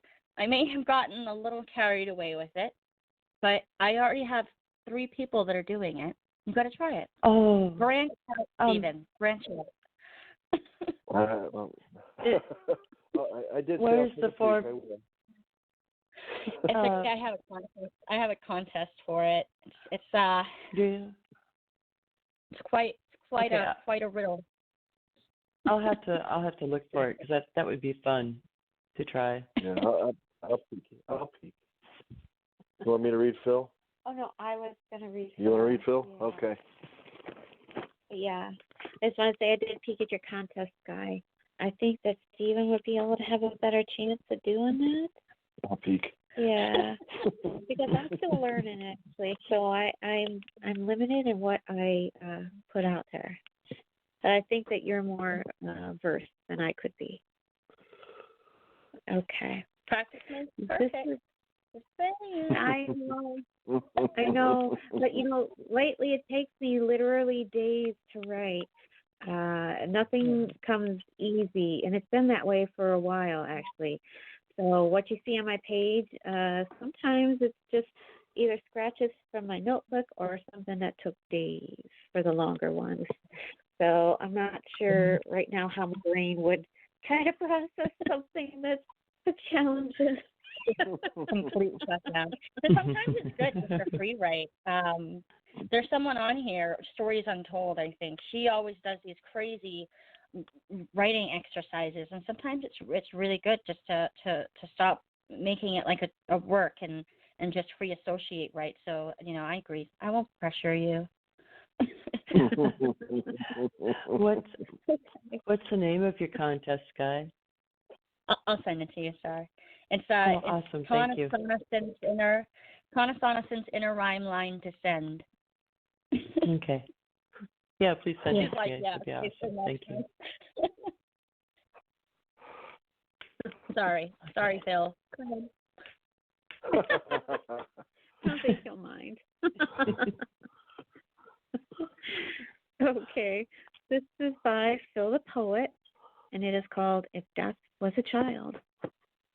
If Death was a child with a toy, scythe in hand, would he run insanely wild, killing all the little toys in the land? Would he always throw a temper tantrum every time his parents told him off, beating incessantly on the death drum until he is told that's enough? Would he rip the head off his little sister's favorite doll, the one that looks like a goth, to make her scream and bawl? Would he bully all the kids at school, saying he'll cut them up with a scythe, wearing his hoodie, thinking he's cool? Or will his father break his pride? If Death became a teenager of a mood, listening to death metal in his room, of a note on the door, do not intrude, would he think about ending it all soon? And in a moment of realization, he becomes aware that he is death, changing with speedy radicalization. I said that wrong. Radicalization. As he takes someone's breath, standing with scythe in hand, with fixed grin upon his face, the child has finally become a man, ready to shake the human race. End of poem. Yeah. What'd you think? Well, I had originally read this when he first wrote it, and I actually had to go to the contest personally and see what it was about because, it does have different facets of life that I do see it as right of life. It's very true.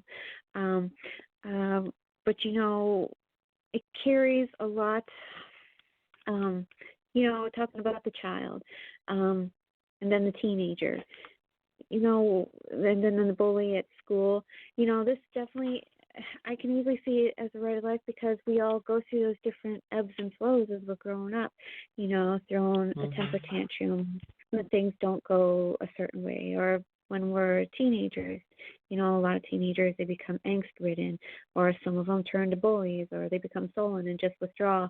And then the depression. But then, when he talks about realizing that he is deaf, that in its own way is profound. Because sometimes when you come to that thought process, it's usually because you see it as how you are in life, how you treat others, how you run your life, and how it makes you feel in the end. So sometimes, we can be our own worst enemy. We can be our own death. But there's always the hope that, one can change too. And that's what he gives at the end, as I see, as he's ready to, the child has finally become a man, ready to shake the human race. Mm-hmm. Meaning that through life you've gained lessons and you're ready to mix it up and turn it around. But as I always say too, in life, you're always changing. You're always learning. You're always growing as well. And it never stops. It never really does. You could be 80 and you could still come to new realizations in life. Well, yeah. Yeah, I agree with that. And I definitely pretty much agree with everything you said on this one, too. One thing that I mentioned is how in the last stanza, when he finally realizes his full potential once he reaches adulthood. And that can be said of pretty much most of us. We don't realize our full potential until we actually grow up. Yeah.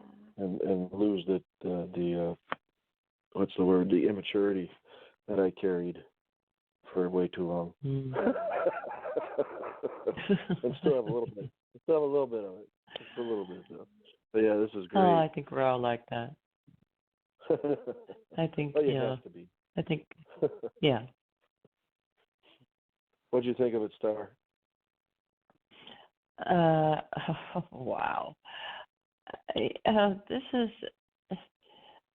This is a great story. The way that he starts out with death as a child, killing all the toys in the land, and going on to throw the tantrum until he's told that's enough, knock it off. Ripping the head off of his little sister's favorite doll. Although honestly, I tell the truth, I had to kind of wonder about his little sister. I mean, what would it be like growing up with death? That's pretty wild. Yeah. But you come down here, to where he changing with speedy, how do you pronounce that? Radicalization, as he takes someone's breath. Yeah, for the very first time, and he really wakes up and realizes that he can do that to anyone he wants to. Ready to shake the human race. That to me is what really makes this really dark and scary. When death wakes up and he's ready to take us all, and he can. None of us escape. This is a wonderful story. It's so different. He's really a talented poet, Phil is, and this really shows that off. Really, really well done. Yeah, definitely agree with that. Sky, what do you think? I thought this was a great write. I think this might be one of my favorites by him because I think the weight of it and the truth of it it runs so deep. You know, the beginning with a child being deaf. You know, whether people are you know, the whole thing, you know, nature over nurture, is that instilled in that kind of violence instilled in them when they are a child, or is it, are they inherently born with it, or are they, you know, do they have a more, are they more sensitive to that, to obtaining that through their experiences? But where that, you know, they go through the child, will you see those kind of behaviors in them as a child that will ultimately lead to a violent person? Do you see that with their toys?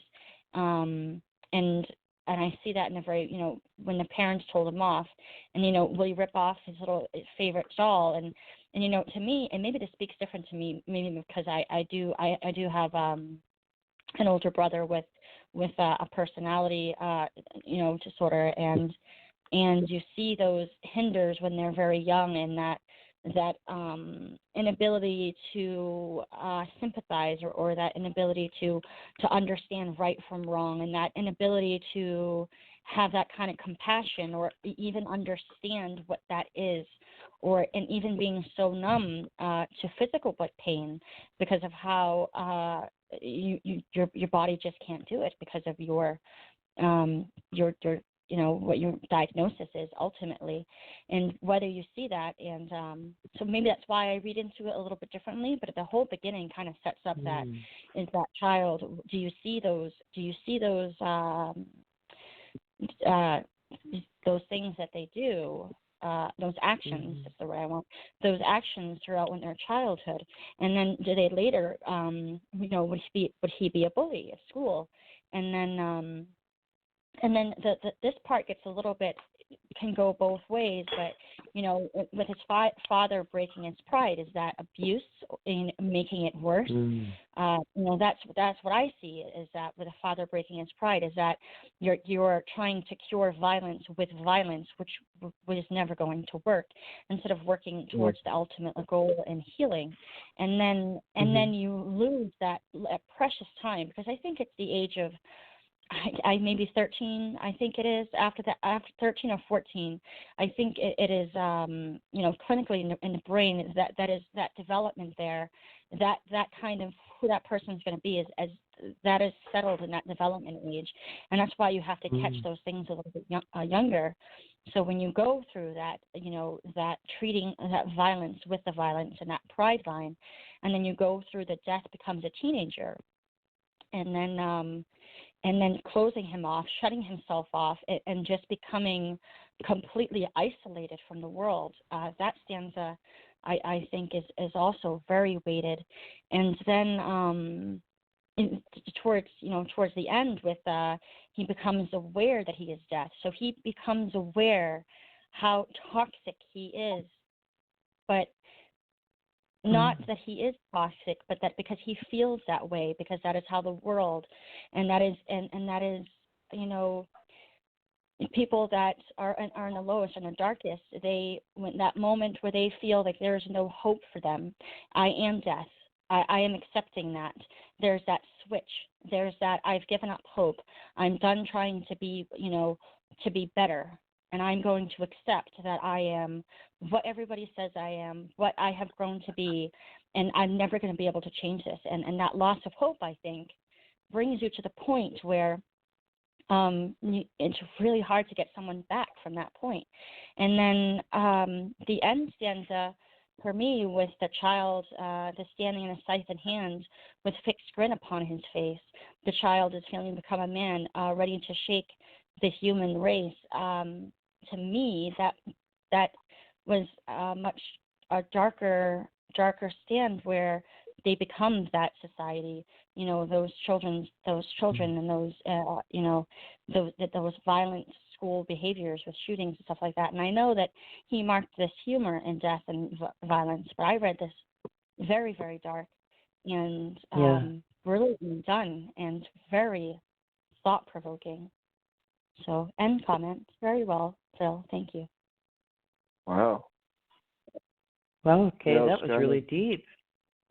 Yeah, I took it a very different way. And then, I read it. I didn't read the tags, and then I'm getting at the end, and I'm like, I didn't see that, but I read this so differently. And maybe that's because of, I think we all bring a different perspective to what we're reading because of our background, and maybe because I know someone like this, and I grew up with someone like this. Maybe not to that high of an extent where they became, ultimately not being able to be reeled back in and being a productive part of society, but it very well could have been that bad. And so maybe that's why I read it differently, but I thought it was just really well done. Well, I'm gonna have to throw a little comic relief in here for you, Sky, and say don't be surprised tonight if there's a knock on the door and Death is standing there crying because you understand him and he wants to talk.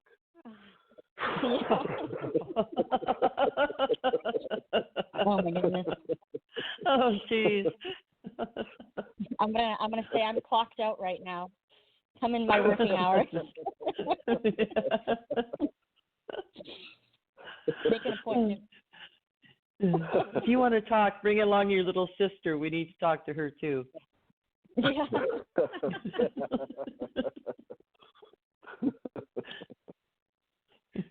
Yeah. Star really cares about the little sister. Yeah, I don't know why. That just really struck me. His poor little sister.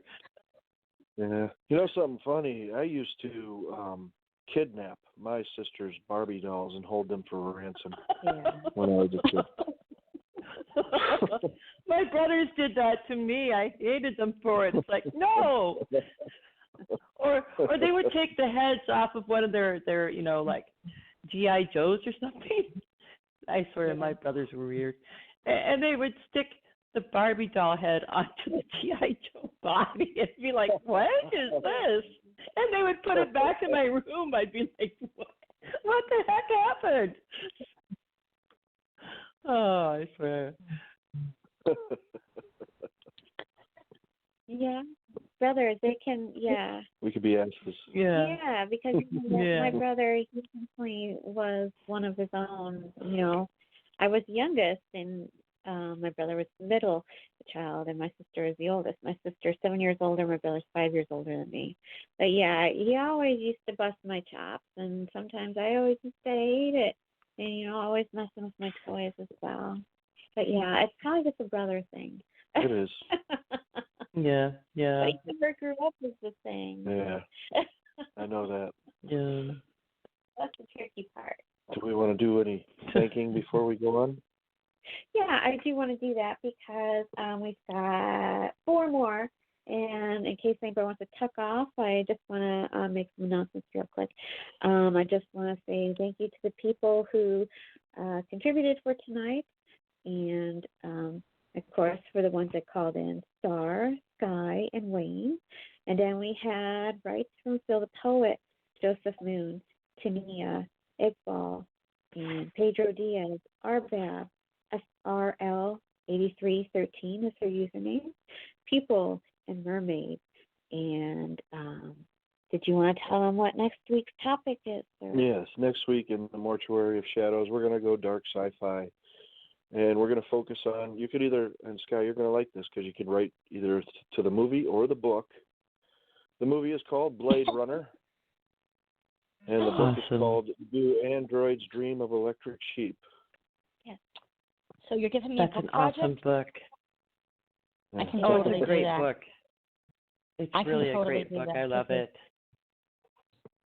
Yeah, I like the book too. I bet you all read it before. What's funny is that I'm more likely to read the book than watch the clip. Actually, I'm the same way because you get a lot more out of a book than you do watching a movie. I mean, much deeper and much more detail. And yeah, I'm the same way. I mean, I do love to watch clips and I do love to watch movies, but Stephen is just trying to reel me in here. He's like, how do I get Sky to write on the actual topic instead of doing pre-write? Okay, give her a book to read. She'll do it. See, that's the thing. Books and movies are 2 different things. They are. Mhm. Yeah. Yeah. One of these days, we will do Jaws. And if anybody writes the book rather than the movie, it's going to be so different because the book is so extremely different from the movie. It's just amazing. Now, I've never read that. I'll have to read that. I've just seen the movie. Yes, it's So I'll have to completely I've different. check out the never read book. it either. Yeah, it's really good, but completely different. And I think because I had seen the movie so many times before I actually read the book, I like the movie better. Mm. Yeah, see, I sometimes just got it's just- I've read the entire why can't I think of it now? I can never think of names when I want to think of it. Just give me a minute. Keep talking, and I'll think of it. Oh my goodness, I can't even believe I can't think of it. I just read the quartet of it, and they made one movie of it, and it's actually a series, books of 4. I'd seen the movie. I was like, I wonder how the book is, and I ended up reading 4 books, and it was way better than the movie. And I'll tell you the name in a minute. Well, while you're waiting for that, did you want to? Thank you. Mortal Engines movie.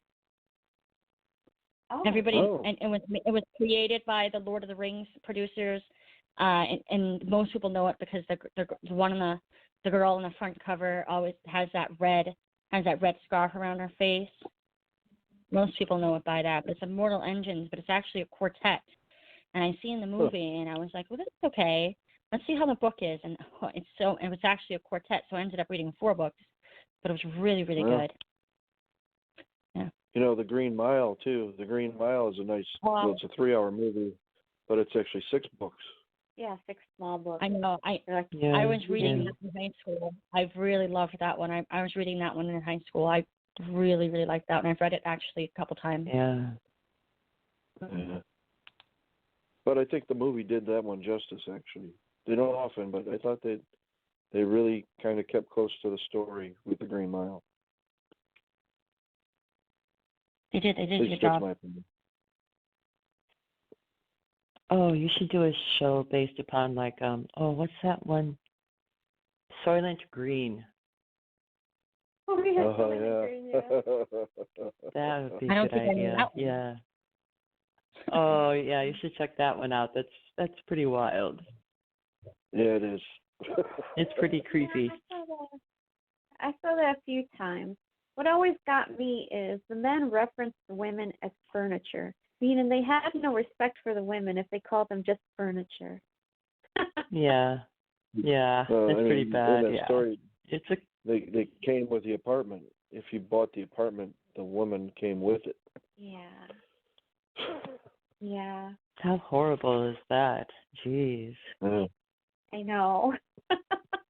It's like going back decades where women, they didn't have a say, they just were seen as objects. Yeah. Now, what's the word? I was trying to come up with the word that they use to describe a movie like that, or like Blade Runner, where everything's so bleak in the future. There's a word that they use to describe it, and I couldn't think of it. Oh, it's on the tip of my tongue, I swear. Oh, yes.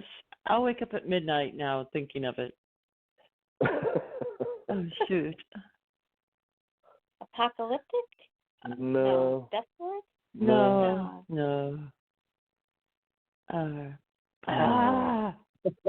Thanks, Stephen. Well, if we get a bunch of people working on it, we'll get it. Yeah. Yep. Okay. I tried Googling it and I couldn't come up with anything. Yeah. Okay.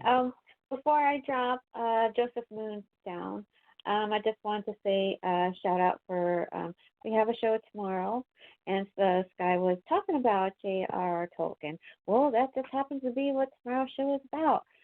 We have 6 different quotes by J.R.R. Tolkien that people write to, and I'm just going to quote those off real quick. Rick shared this one with me, and I had to add it to the topic board. And this one says, the mind that thought of light, heavy, gray, yellow, still, swift also, conceived the magic that would make heavy things light and able to fly, turn gray lead into yellow gold. and the still rock into a swift water. When we could take green from grass, blue from heaven, and red from blood, we have already an enchanter's power. And then the others are, all we have to do is decide what to do with the time given to us. I would rather spend one lifetime with you than face all of the ages of this world alone. Even the smallest person can change the course of the future. It is no bad thing to celebrate a simple life. And then the last one that Rick shared with me as well is, not all those who wander are lost. So we've already got some pretty right for that one. So yeah, it's around J.R. Tolkien. Great prompts. I know. I thought those are pretty cool. And then the one Rick shared with me, I was like, damn. Because, it's definitely very philosophical. I might have to make the time to write a new one for that. I did love those books. Yeah. Yeah, so did I. Yeah. Me too.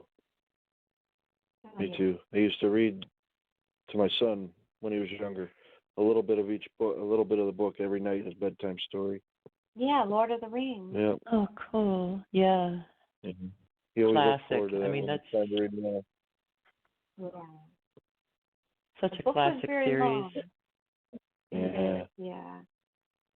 And then the movies too, they were actually pretty decent because I know in our household, I'm surprised the DVDs still work because our son, he overplayed them constantly. And you read the book to James a few different times because he loved the book so much. Yep. So yeah, he was a big Lord of the Rings fan. The Hobbit was a little off at the end, but it was good. Yeah. Yeah. Actually, I was pleasantly surprised at how well the movies followed the books. Yeah. Yeah. Much better than most. Yes. Yeah. Yep. Yeah, they were. Oh, I got to refresh. Oh, yeah, you do. I'm sorry. Yeah, because I dropped Joseph Moons down. And he was your gold winner. He was my gold winner, and if you could read for him, that'd be great. I would love to read for my brother Joseph Moon. And it's called At Midnight, Evil Awakes. When midnight comes, a crowd of stars and shadows, streetlight halos with torridial shapes stand tall. Deepest desires hope to live in fears of tomorrows. Silhouettes of the departed let their eyelids fall, waltz upon the bedroom wall. Death has bleached their forehead to the bone. To sigh with them being touched, I draw a breath, clothed in a redolence not its own, an elixir for skeletons dancing the dance of death, like a banquet scene in Macbeth. I stare stone-like, the clock strikes midnight, and death again commands this hand to write. End poem. Wow.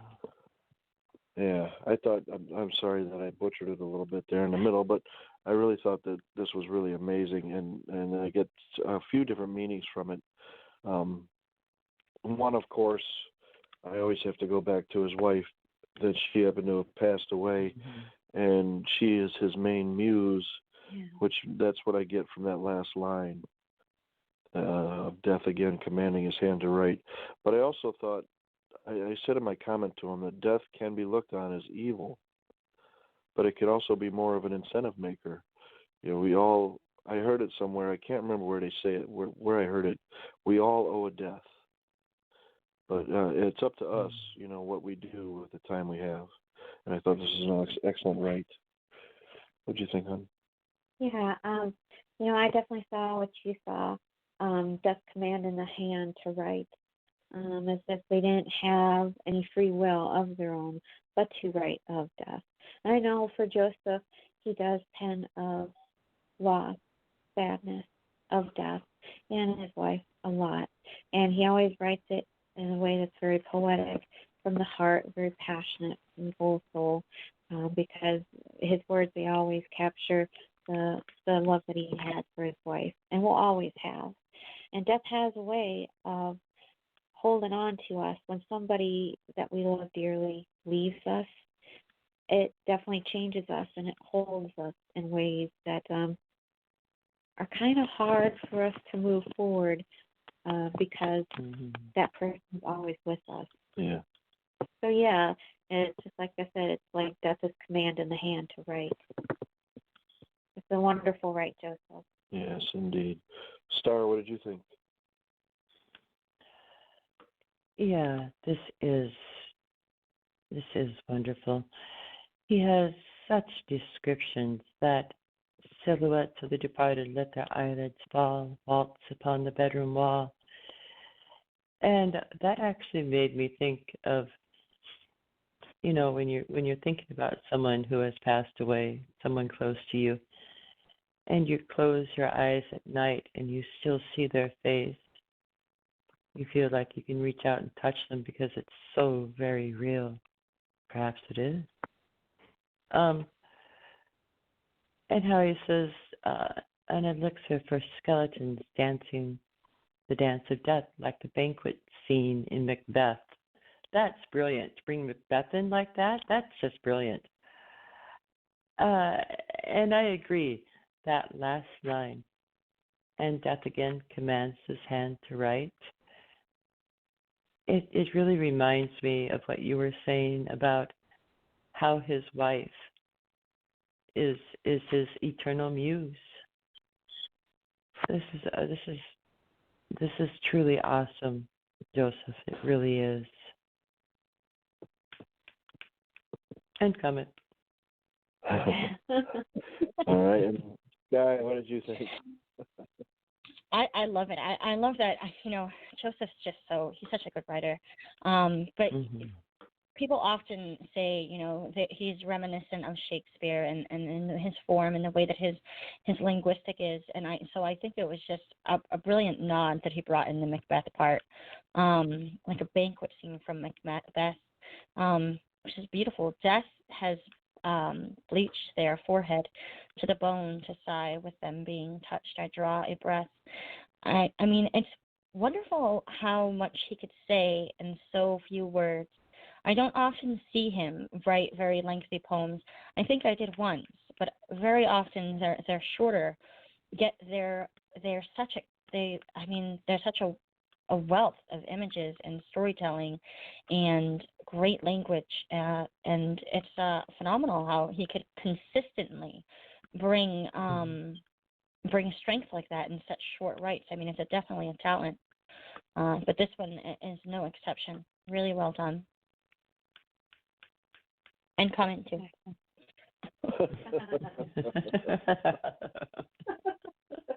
I love it. Yeah. Well, I'll have to start saying that. Yeah. I know. Some people do it and they laugh, and I'm like, I'm gonna have to start coining. I'm gonna have to start coining that as my phrase and put some put a copyright on. Yeah. Copyright. Yeah, Thank you. I couldn't think of the word. I've been having a problem with words today. They're just not coming to my brain. Although some of us might say something like, "Oh, this was a great write," end comment. Yeah. That too.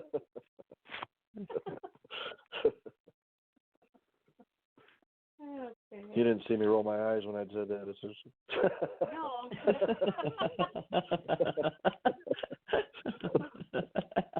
Sometimes people, I've often been stalked by people, and they say much later, and I get to know these people, and they're like, I've actually stalked you for a while. Some people are like intimidated to write comments because they don't know what to say. They say, I don't really write good comments, so I didn't write anything, and I always tell the people that have said this, and there were multiple people that said this, I was like, cut and paste, say good job. I'm like, it's okay. I'm like,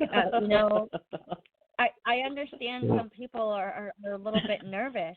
Bella was one of them. Bella said, I've stalked you for a while and I just can't write anything. And so to this day, sometimes she'll just cut and paste a stanza and she'll say, I love this one, and give me a huggy thing because She's like, sometimes I just don't know what to say, and I'm like, it's okay.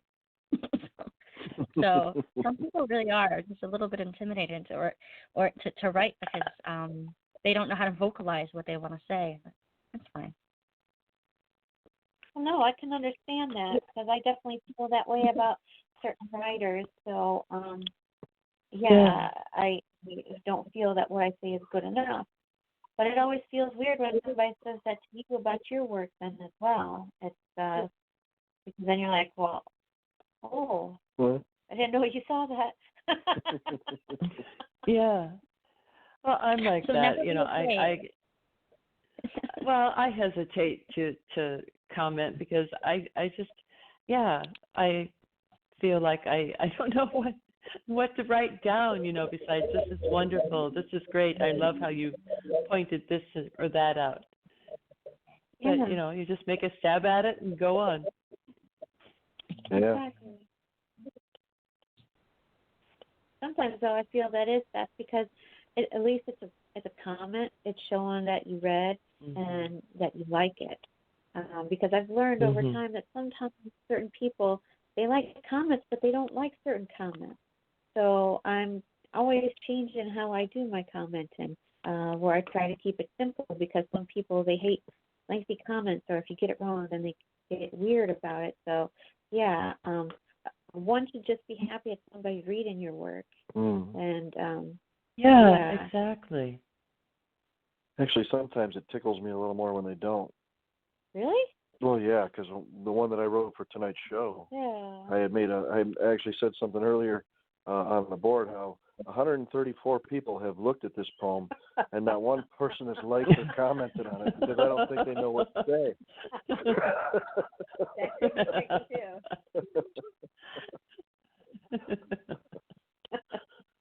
Funny, Rick saw me say that, so he went and read it and commented real quick right after I said that. Make you feel better.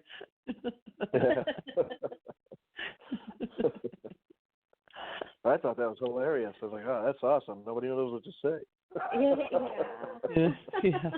Yeah. You've made them all speechless, Stephen. Yeah. You've made them all there speechless. You go. Yes. Mm-hmm. That's how you have to look at it. If they don't read the author's notes and see that it was a prompt, and maybe they think I was writing personally. I don't know. I know I've read something before that I don't know what the hell to say, so I just don't. But then sometimes I come back to it after sitting and think about it, reading it so many times. Sometimes you need to sit with it a while. Yeah, well, there's been a few that you and I discussed for a while, too, before we both finally decided to comment. Yeah. Yeah, a lot of people would be surprised that we sit here and discuss rights and try to interpret the meaning. Yeah. You guys should feel flattered.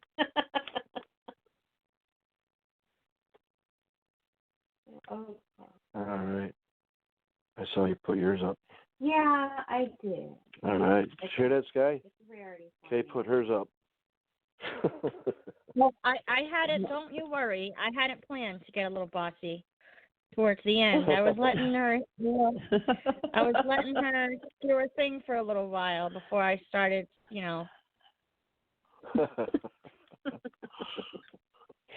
I don't know if I screwed up the prompt, but this is where my brain took me. So I don't know. We'll see. I call this the hands of evil that seduces. I base this on a lot of scary movies I've seen. His eyes following as one moves across the room. Eyes of fire, eyes of desire, of sexual intent. Lost in eyes of hellfire, hypnotized, spellbound. Eyes that can make one fall at his feet and do his bidding. Lost in those eyes that can make one his harlot, tearing down walls. Imagining what a single touch could do. Knowing that willpower is left as thoughts of those rough hands undressed women. Taking one with no words, eyes telling one what is desired. His personification of evil was what made women weak in submission, as it made the darkness seem beautifully safe. Through the madness that spoke lies. End of poem. Wow. That's what I said the first time I read it. Well, that's why I said I don't know if I did the prompt right, but that's just what I saw. Yeah, I'm going to read exactly what I wrote to you when I read this. Here goes. This is awesome, hon. Very dark and very central. It got my motor running. Excellent writing.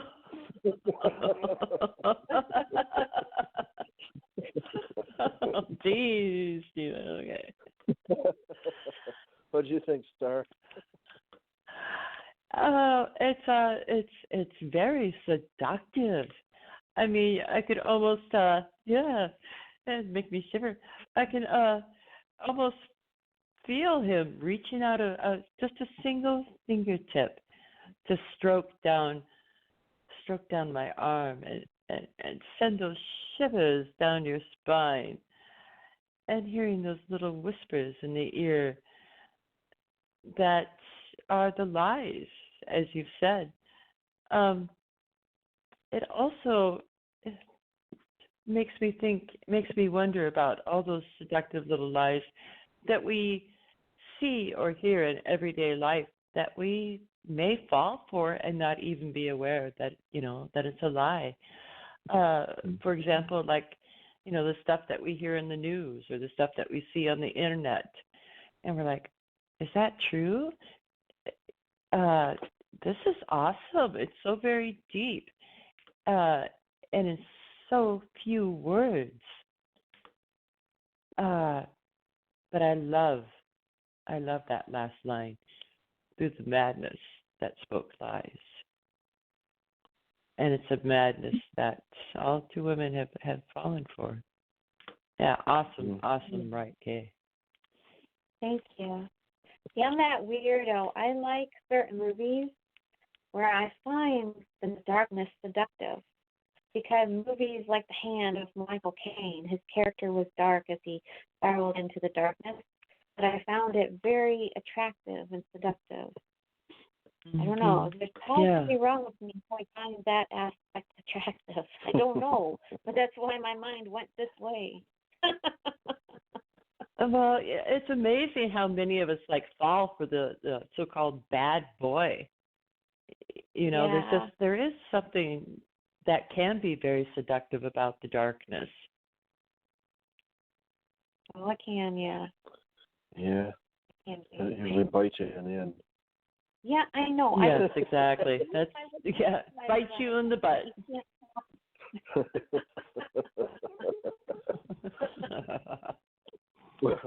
What did you think, Sky? Well, I can't say that I ever chased the bad boy. Ha ha ha. But I do. Okay. But I do love Tim Burton. He's just so brilliant. So I do love that genre, that off the cuff, out of the box genre. And so I was really happy when I seen that picture before you started reading. I was like, oh yeah. I remember you once saying that you often view yourself as Sally and Jack with you and Stephen, and I think that's just precious. Those S's are so. But I really liked I really loved the sensuality of it, and there is something dark that can be sensual, and not always in a bad dark way. I mean, there's lots of ways to have darkness, and in tones. And the thing is that every life isn't always bright and cheery and smile, and sometimes those you find. You find most what you're most relative to, and sometimes in a little bit more of a darkness, and that's okay too. And I thought this was wonderful, but I liked the realness of it, the tearing down walls, imagining what a single touch could do. And I think those two lines struck me the most, and were the most emotionally weighted lines in the piece, because it shows a vulnerability, it shows a trust. And it shows what those things can do to walls, and make you, completely bond to a person in an emotional way, and in a safe way. So really well done. Thank you. And comment. Yeah.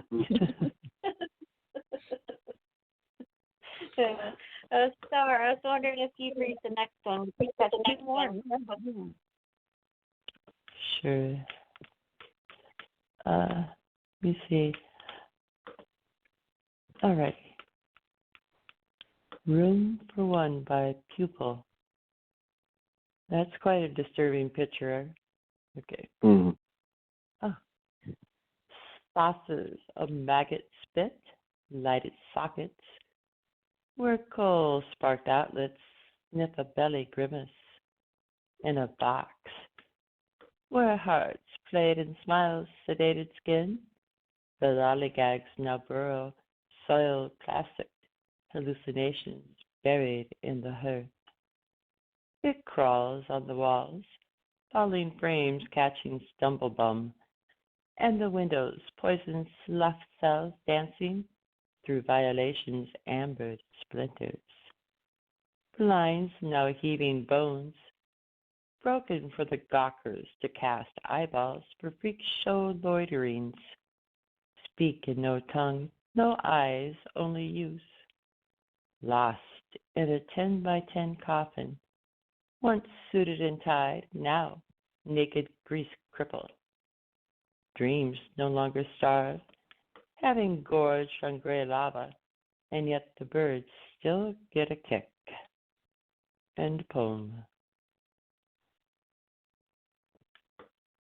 Yes, indeed. Nice read. Yeah. Oh, look at that, I rhymed. What'd you think of it, Star? Oh, this is so different. I mean, the style of words that he used, skipping like the E on the and such, and how he ran so many words together, once again is very effective. But to me, I mean, you come down here to lost in a 10 by 10 coffin, and that sentence alone sent chills up my arms and down my spine. This is, it's great darkness. Holy cow, violations, ambered splinters, blinds, now heaving bones. Yeah, he's got some great descriptions in here. Really, really well done. And comment. Yeah, I agree. And he starts right off the bat with saucers of maggot spit. Yeah. It's just, yeah. right off the bat, he wants to get your skin crawling. And he works on it through the rest of the poem. This is, I agree. I told him when I read this earlier that I thought the dark imagery in this is just plain horrible, and that is. So I enjoyed this one. What did you think, hon? Yeah, I have to agree with you because you start off with maggots, and the ride itself, it's very vivid with the darkness captured, with the horrific, creepy crawly, scary aspects. It has a chill-in feel to it. It's a pretty cool ride. All right, Sky, tell us about that M word. Maggot. Yeah. Star stole my favorite part. Yeah, Star and I have a lot of the same favorite parts. I'm finding, but I really did like that 10 by 10 coffin line too. I thought that was really specific, and in those specific details like that, really make a right eerie because it makes it more tangible, makes it more real. You can really relate to it in a way where I haven't, obviously I've never been in this position, but where you're saying specific measurements and you're just reaching out and you're really getting into the nitty gritty, and I really like that when poets do that. But I also really loved the ending, the having a gorged and gray larva, and yet the birds still get a kick. I thought this held wonderful darkness and really interesting language, and the way that it read. Very well done. Excellent comment. And I knew you were done at time. Yeah.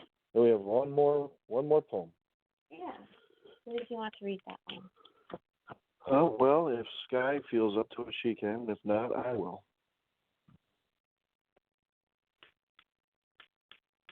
I will try for you guys. Yeah, I'll try. Scorned Mother by Pedro Diaz. Shadows of the night, begotten children, fire spirits in my belly saw light, diverted to the corruption of the world by many bloody masses. My children, I weep with aberration. Revered spirits, lend your lives, now possessed by the wicked, paid executioners, heinous of satanic fruit. My eyes rain with dejection for not being able to save you. Acrimony cast with implicable palette, the streets of earth are painted in red, roots sown by the claws of money, forging troops of soldiers at war. The wings of death descended from the clouds, screams of pain shattered the bloody moon. The children that were raised in silence, in abnegation, shattered my maternal womb. End poem. Yes, you did good. What'd you think of it? I thought it was great. I have to dig into this. I'm gonna have to dig into this meaning here. But I mean, I seen some society with the forging troops of soldiers at war. Roots sown by claws of money. To me, that stands geared more towards society and what what we're sending people and what we're doing in terms of violence and war. But I'd have to read up. I thought it had wonderful dark tones. I love how he did it in like a first person, as if I'm assuming that he is speaking from death's perspective, where he's saying, "My children, I weep with aberration. Revered spirit, let our lives now possessed." Not first person of death. I'm sorry. It's first person to death about what death is doing. I really liked that perspective of it, and I think it creates a bit of a personal feel when you're putting that perspective on yourself and you're talking out to the world. Really well done. I definitely, I definitely agree with you. I'm thinking that the scorned mother is Mother Earth in this, and it's just the dark imagery in here. Yeah, definitely, it's definitely society.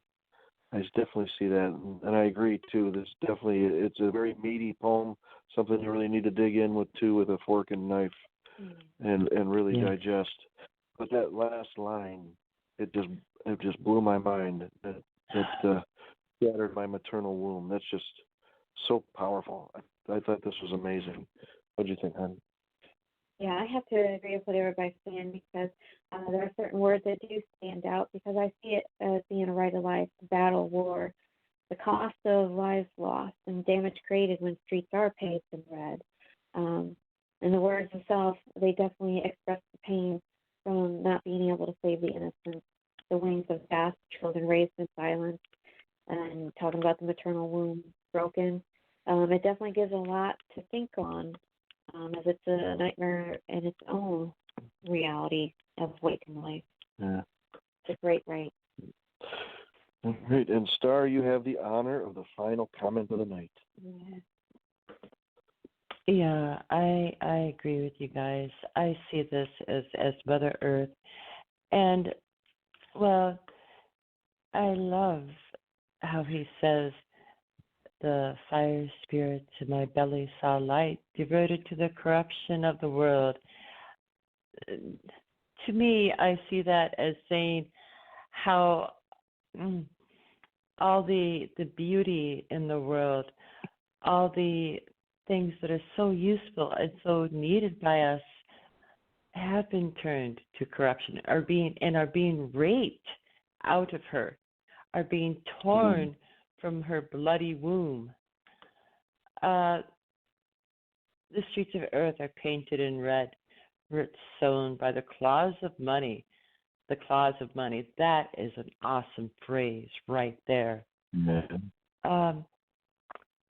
And once again, back to that last line, shattered my maternal womb. That's what mankind has done. Yeah, this is a very, very deep and to me, I guess, and yet again, it's another warning, saying, we cannot keep raping Mother Earth, or she will turn upon us, and she's already weeping for us. Yeah, And very true. and coming. All right. Well, Yeah, a lot of great rights tonight. yeah, that was a fun show. Yes. Thank you, Sky and Star, for hanging out with us. Yeah. Just a quick, tomorrow night at 7 Eastern, we're going to do the J.R.R. Tolkien. Yeah. Thursday at 7, what did you name the show? Movement of Sound, where we focus on music. Yeah, and we're going to focus on the band Genesis on Thursday. And Saturday night is going to be our entertainment show, and we're going to do a tribute to Dudley Moore. Yeah. Awesome. Yeah, and then I'm gonna tell you, I'm gonna have to go with a Santa Claus the movie quote. I'm gonna have to go out of the box on that one. I'm sorry, but that's one of my favorite movies. No, that's fine. The 1985. Do you know what I'm talking about? The 1985 Santa Claus the movie. Yeah, with the elf. Yeah, Oh, we thought I love that. putting it in there, but we didn't. Yeah. Sorry. That's okay. I'll forgive you this time, but next time you must know everything that I love. Period.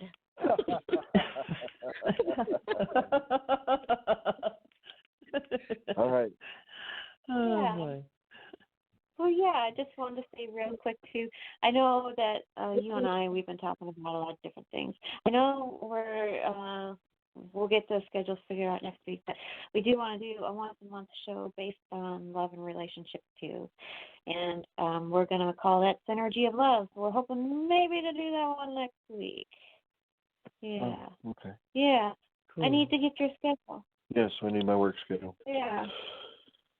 I don't get my work schedule fun. for the next week until Fridays. Yeah. Every Friday I find out what I'm working the following week. That's got to be a pain in the butt. It is, a little bit, yes. Yeah, it is. You guys are going to be really proud of me because this week I didn't pick up Saturday, so I actually have 2 days off. Oh, And okay. I don't work a 48-hour weekend. So I thought you guys would be really proud of me. Awesome. I am. You need to take some time off. Yeah. And hang with us. Or just hang in general. Find a way to relax, you know? Working too much like that, it's just tiring. It is relaxing to hang with us. Yeah? Yes, it is. I agree. Okay, I guess before I play the music, just giving a quick shout out. I know over in LCN, Rockin' with Randall's film right now. Yep. And I guess we're going to play out? Yep. No rocket songs this time. Sticking with the satanic type thing. We're going to have, this one's called Satan's Hymn. Yeah. And it's a bunch of goodness. monks chanting. Okay, well, on that note, I'm going to tell you guys good night. Good night. The show was fun. Bye, Sky. Bye, Stephen. Bye, Kaye. See you later. Okay, good night. Good night. Thanks again. Yeah, thank you. And then, I'll close with saying, next week, Blade Runner, right? Yep, Blade Runner. So I'm going to close this out. And here I go.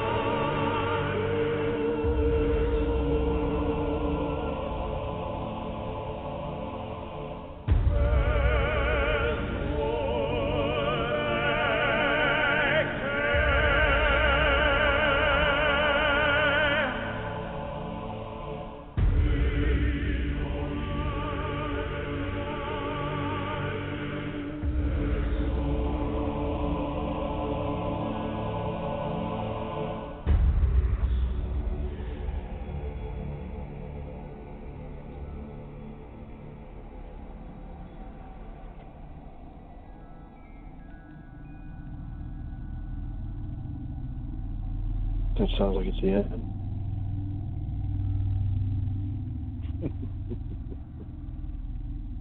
Something's go boom. Yeah.